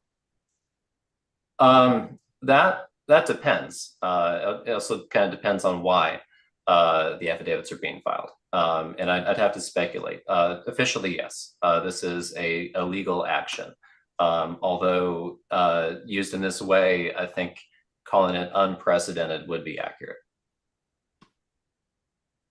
And there's some reference to Mark Sidran. I think only Paul can speak to the reference to Mark Sidran. Those who have been around Seattle for a while might remember the former city attorney, Mark Sidran, who Ann Davidson is taking similar stances as to what Mark Sidran did back in the 90s and early 2000s with his aggressive prosecution of civility laws. And these are the sorts of things that Ann Davidson is upset that Judge Vedati is not ruling in her favor on. And Sidran was, by the end of his tenure, he was pretty much seen as being a negative force on the city. Well, I've lived here for over 35 years, and yeah, I have a different opinion. Okay. So we have a motion on the floor to amend. It's been seconded. Does anyone oppose the amendment to add all council members who represent the 43rd district? Does anyone oppose this amendment?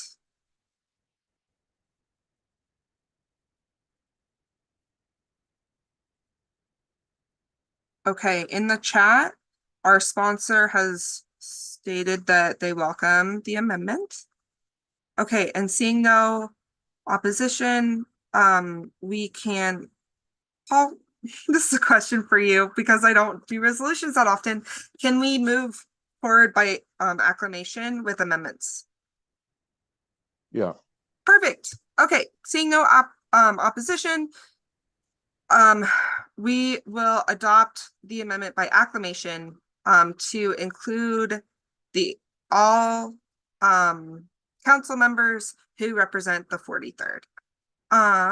Linda, I see your hand. Please go ahead. Would it be possible to do a friendly amendment?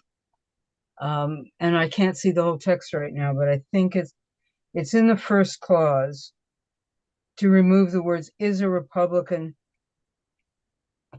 who." In other words, just focus on the fact that she wasn't endorsed, that the judge was endorsed. I don't think it's a party issue. I think it's more about this individual. And I think it puts us in a stronger position if that would be acceptable as a friendly amendment. Thank you, Linda. Is there a second? I second it. Thank you, Ellen. In the chat, James does not oppose that friendly amendment. Paul, I saw that you came off mute. Go ahead. Yeah, so the reason why the reason why we wrote it this way is that, one, Ann Davidson is a Republican. Two, her tactics are in line with what Republicans have been doing, which is weaponizing and politicizing the judiciary for their political lens. Judge Vedati, as you can see, the stats here, resoundingly won. Ann Davidson barely won. Ann Davidson, with a bare majority, is trying to leverage that into shifting the city in her Republican ideological way, and that's why I think it's a important point to remind people of, that this is a Republican move by a Republican to shift city policy in a Republican way. But having said all that, like, if that is if that's a blocker to people voting for this resolution, then I would strike it for those reasons. I mean, I just feel that it's guilt by innuendo, and I think that it's strong enough without that. And when you say, well, she's a Republican, it reminds me of those kind of Trump McCarthyite tactics. It's not what she's done, it's the label. And I really think, Linda, did you suggest that? I think Linda's suggestion is really good. It struck me when I read it that it made me feel uncomfortable, because it reminds me of the tactics that the Trumpers use and that Senator McCarthy used, Ellen, I'm going to thank you for your comments. I just want to move formally to discussion on the amendment before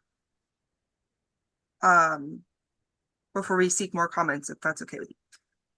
So we have a second on the amendment. Is there someone who would like to speak out against? Please raise your hand.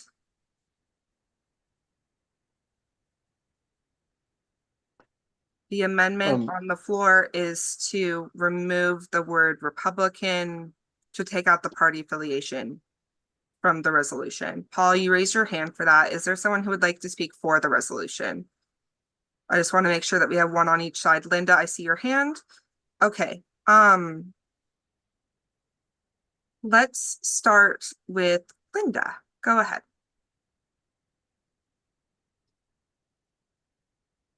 Actually, I'd prefer to close debate and let anyone else who wants to speak, and let Paul speak.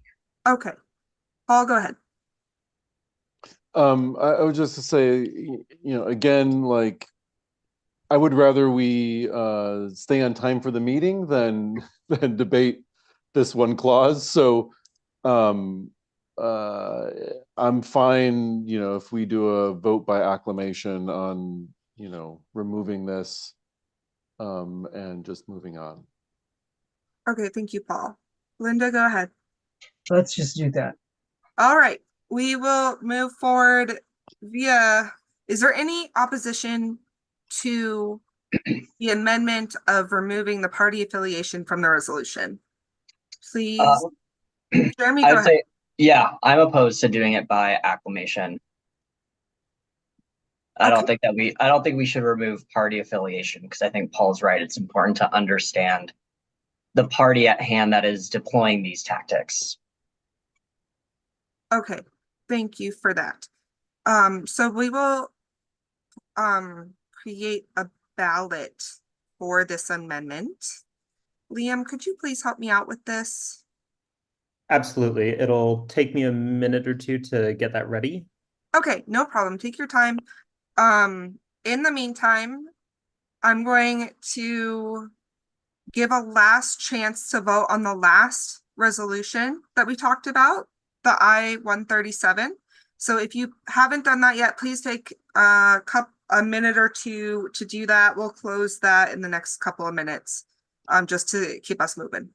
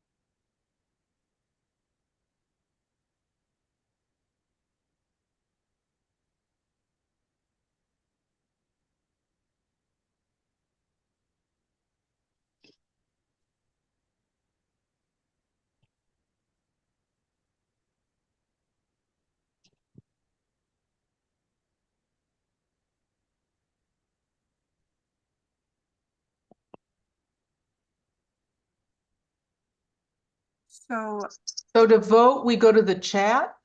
We are not quite there. We will be going to the chat. Liam is creating a ballot for this amendment.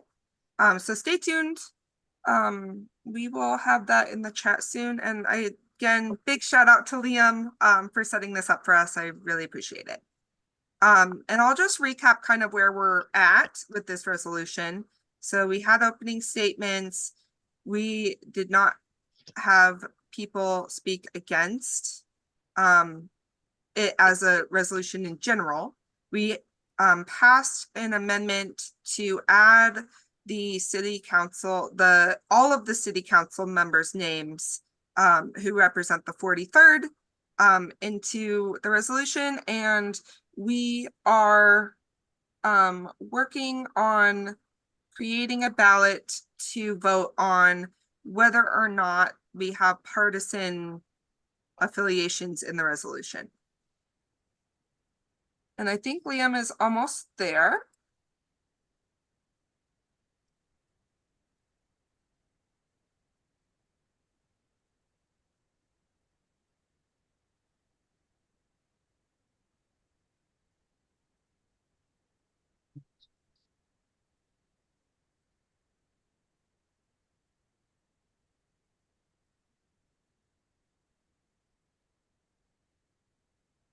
The link for that ballot is now in the chat. Thank you so much, Liam. That's amazing. Okay, so please enter your voting code. You're going to access this link in the chat of Zoom. He posted it just 1 minute ago, named ballot on motion to amend. Oh, it disappeared. So, Ellen, if you will look at your chat box, you should see it there. Yeah, oh, yeah. Do you see it? Yeah, and then it disappeared. Oh. Okay, I'm going to repaste it in the chat box. No, now it's back again. Oh, you got it? Okay. Okay, good.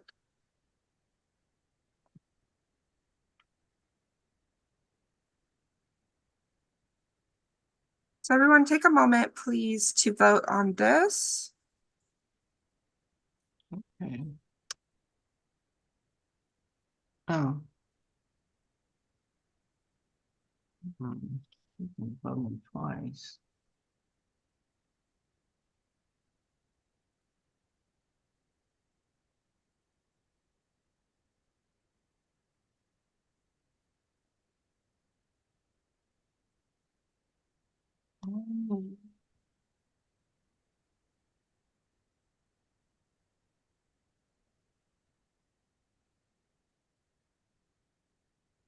I'm looking at our clock and I want to be sensitive to everybody's time. So everyone, please get your votes in as quickly as you can so that we can get to everything this meeting. And it's important that we keep quorum too. And I don't want people to drop off because of the time. So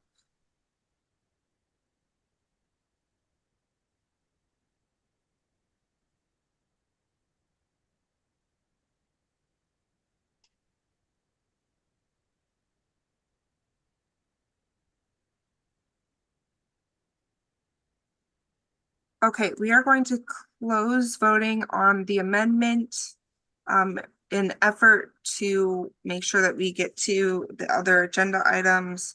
So this is your last chance. So please click that link in the chat and vote.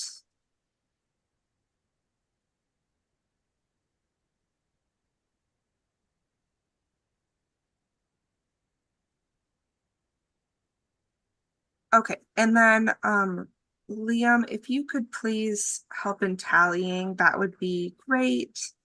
And then we can move to vote on the resolution.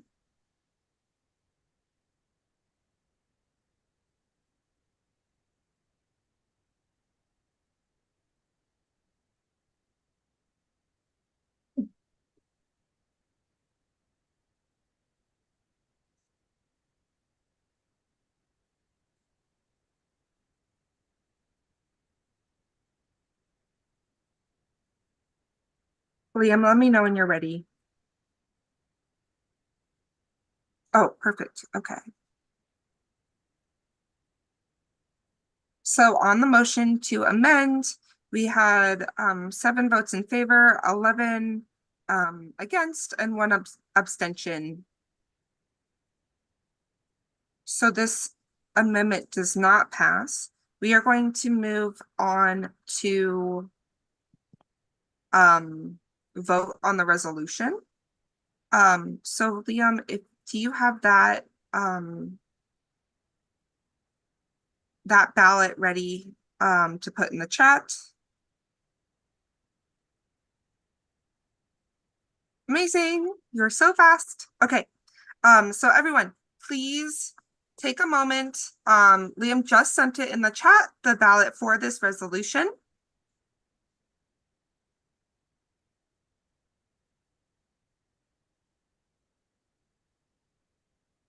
And we have one more resolution on our agenda. So while you are voting, we're just going to jump right into that one. So our next resolution is a resolution condemning the murder of Janavi Kandula and the call for meaningful police reform. Is there a sponsor who would like to speak to this resolution?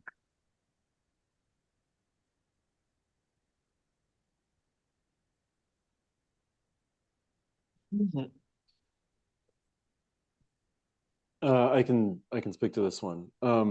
So you recall about a year ago, a Seattle police officer was responding to a call.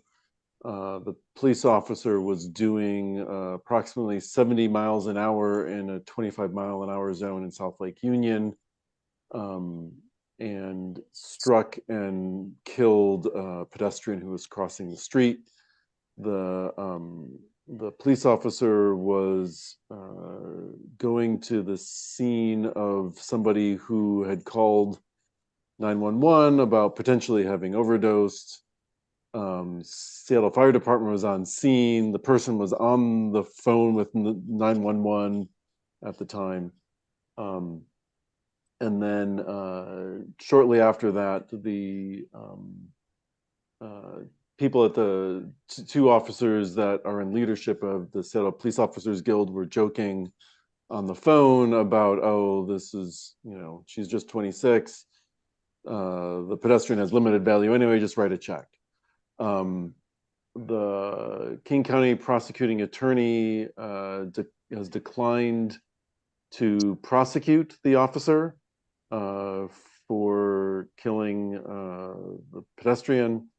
The city attorney's office, subsequently to that, it's not in the resolution, but subsequent to that, the city attorney's office simply wrote a traffic ticket to the police officer, and that's been the extent of the accountability that this officer and the rest of the police department have had for killing this pedestrian.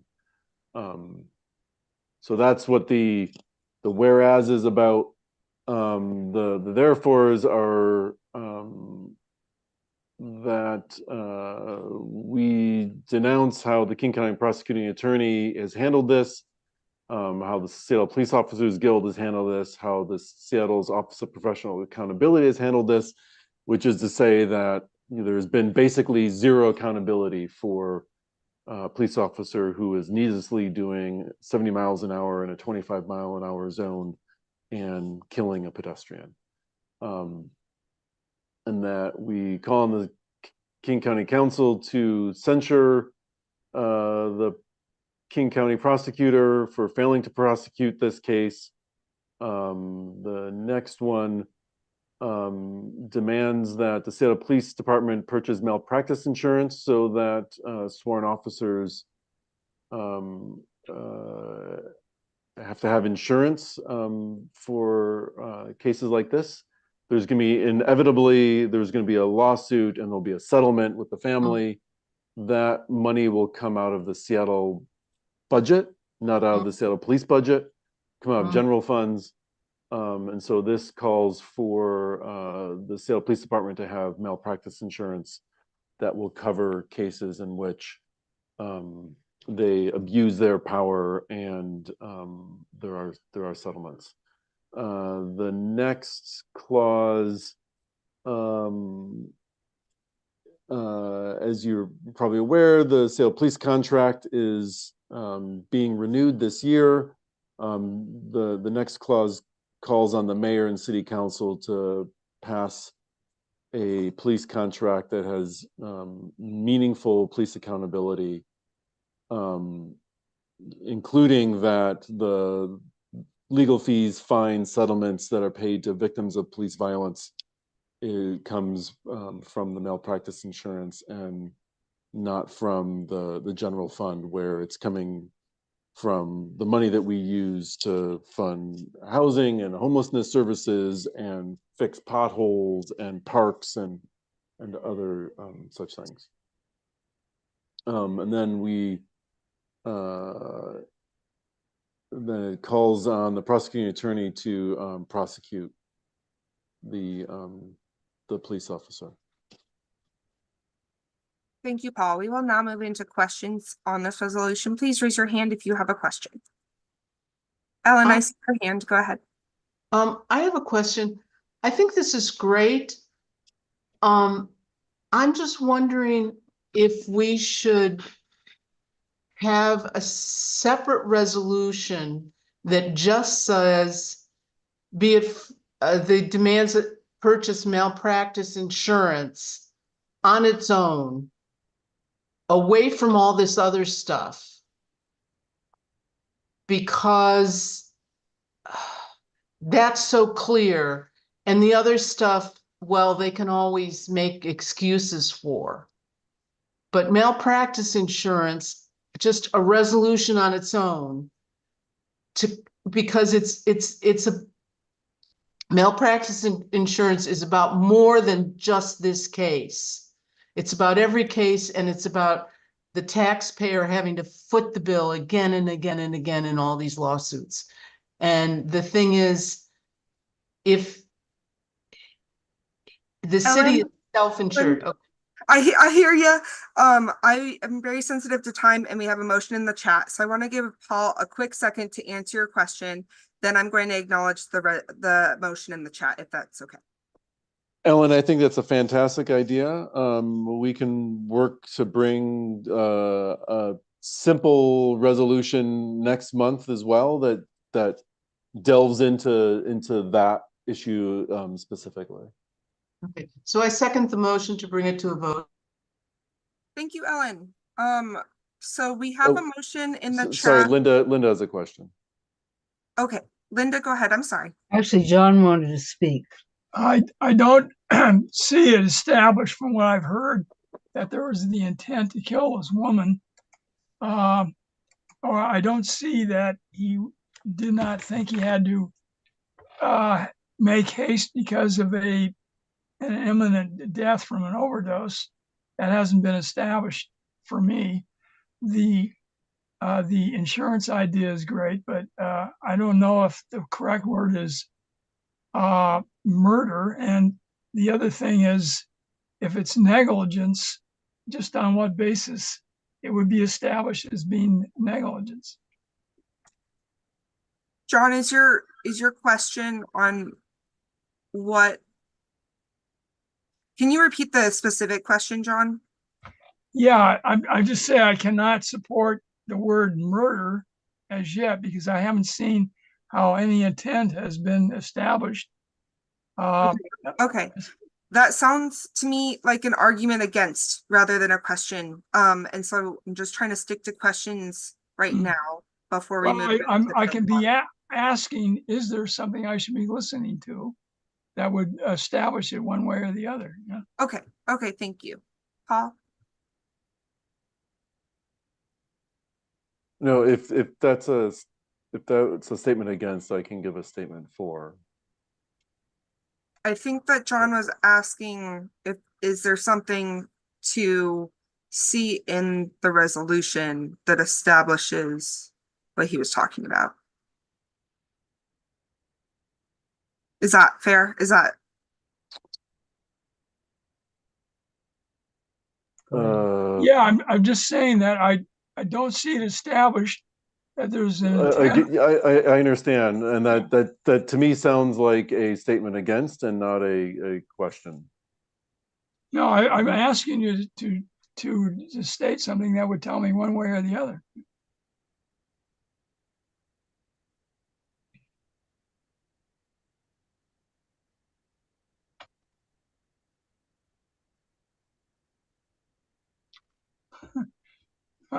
John, what? Give it up.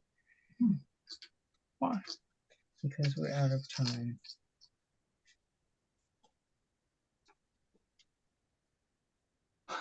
Okay. I am happy to provide. I'm happy to provide a statement for the resolution. To address that statement against, but I don't know how to answer that question. Okay. If there's a question there. Okay.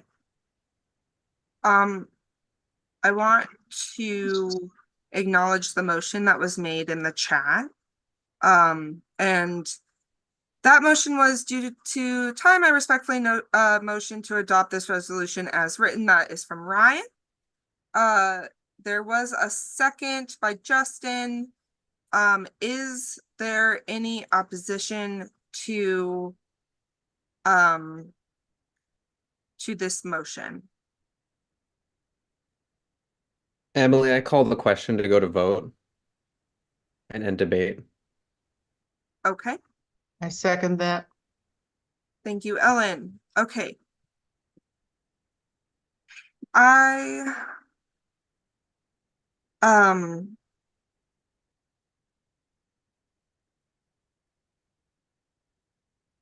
wish that I was better at parliamentary procedure in this moment.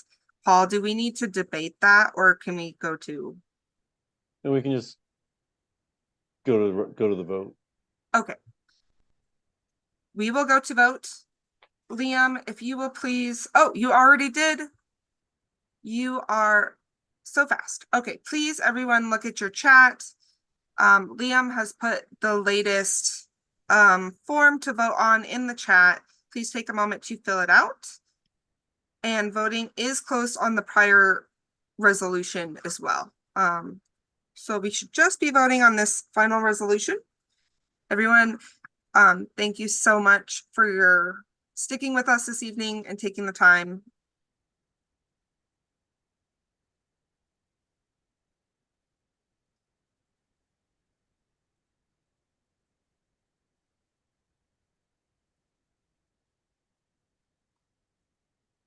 While we're voting on that, Paul, do you want to take on the chair reports quickly? Well, do we have results on the prior resolutions before we go into reports? Okay. Liam, I'm thinking we can do like the first three and then leave the voting on this open while we do chair reports and then. Perfect. That sounds great. Liam, whenever you're ready, if you could let us know the result of the votes for the first three resolutions. Absolutely. I will have those in just a moment. Thank you.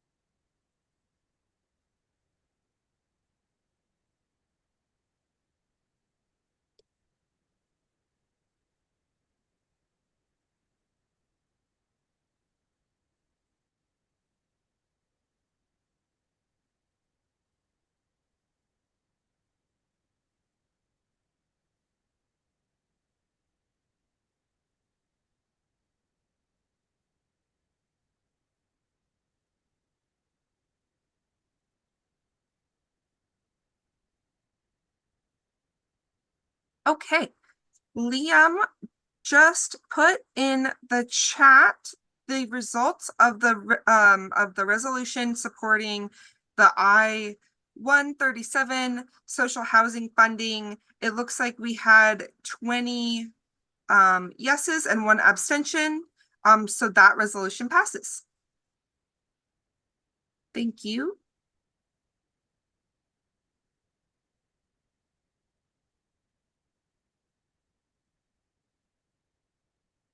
Okay, and then let's see here.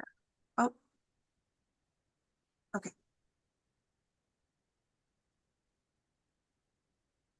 I just want to say a quick reminder, if you haven't voted on the resolution about police reform and the murder of Janavi Kandula, please do so now. Okay, on the resolution condemning Ann Davidson's anti-democratic refusal to try cases before duly and democratically elected Judge Pooja Vadadi, we have 15 yeses and 1 no. That resolution passes as well.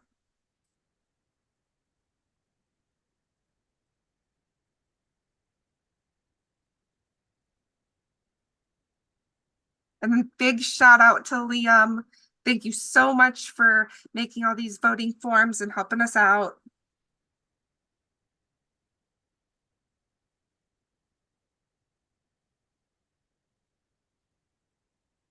Okay, and then on our first resolution about the comp plan, we have 20 yeses and 1 no, which that resolution passes as well.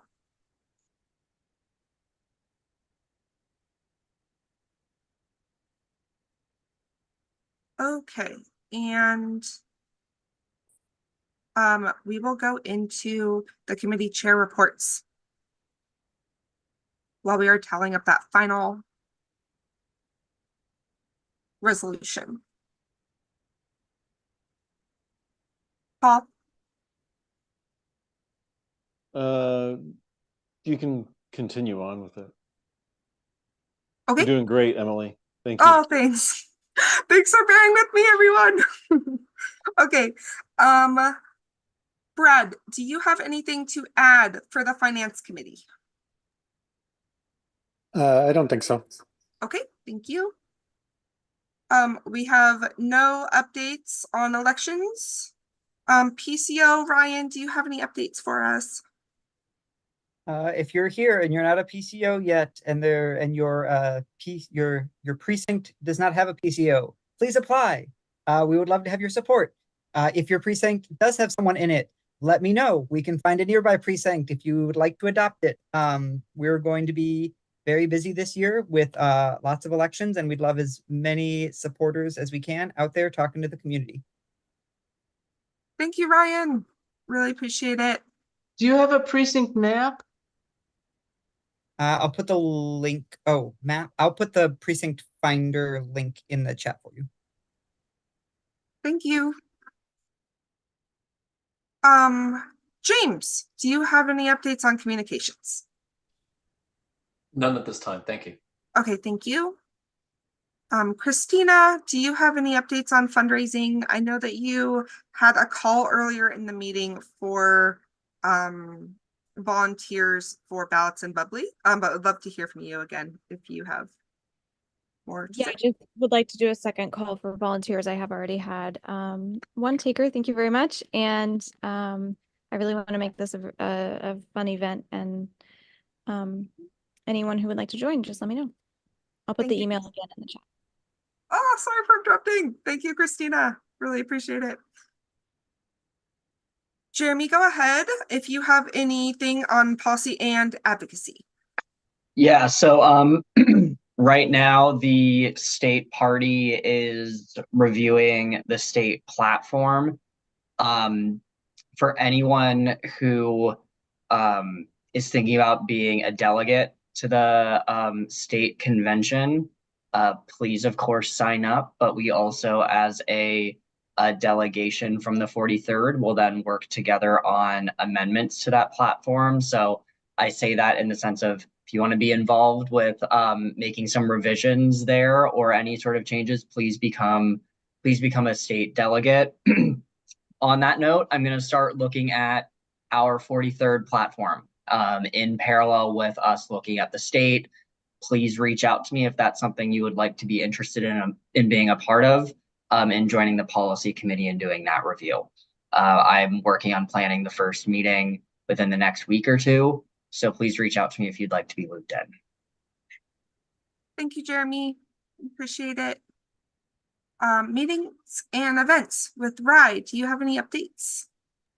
Yeah, just really quickly, we're really working on some cross LD collaboration for the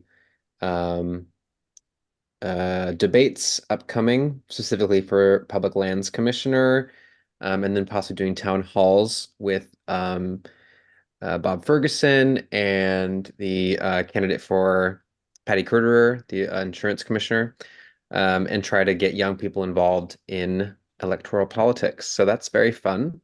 I'm working with Alex in the 46th to try to make that happen. And I'll have more updates on that next meeting. Thanks, Rye. That's great. Liam, do you have any updates for technology?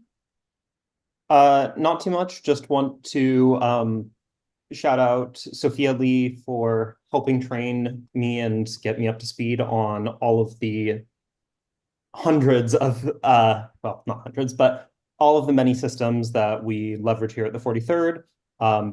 Just so much gratitude for that knowledge.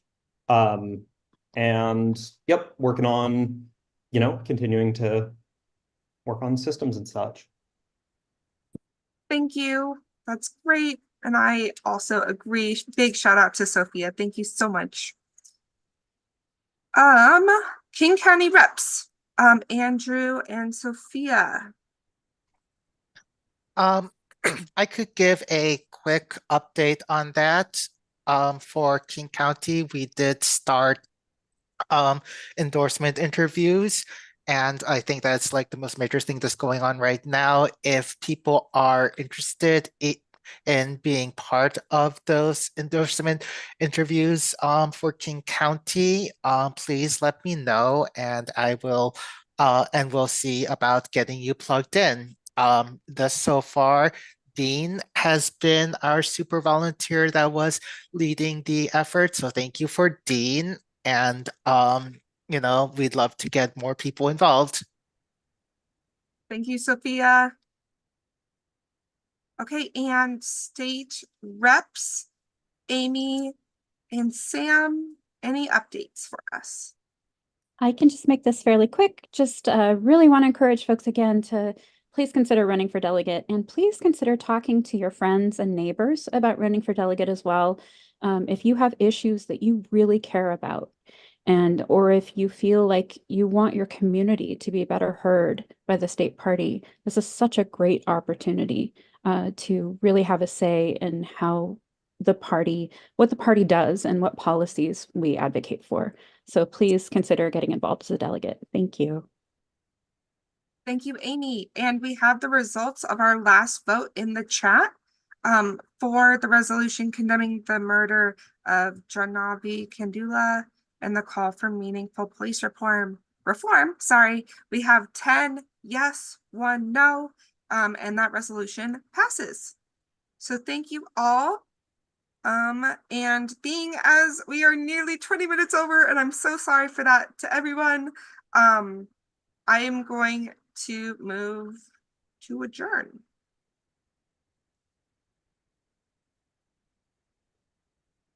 And seconded by Justin. Okay. Thank you, everyone. Thank Really you. appreciate your time this evening and being with us tonight. Thanks so Thank much. you, Emily. Emily. Everyone. Thank you much. Bye-bye. Bye.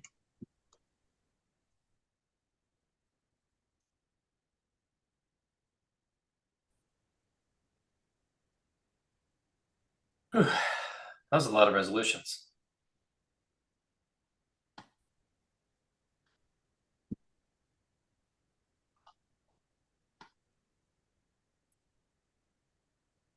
I did okay for my first little Zoom, right?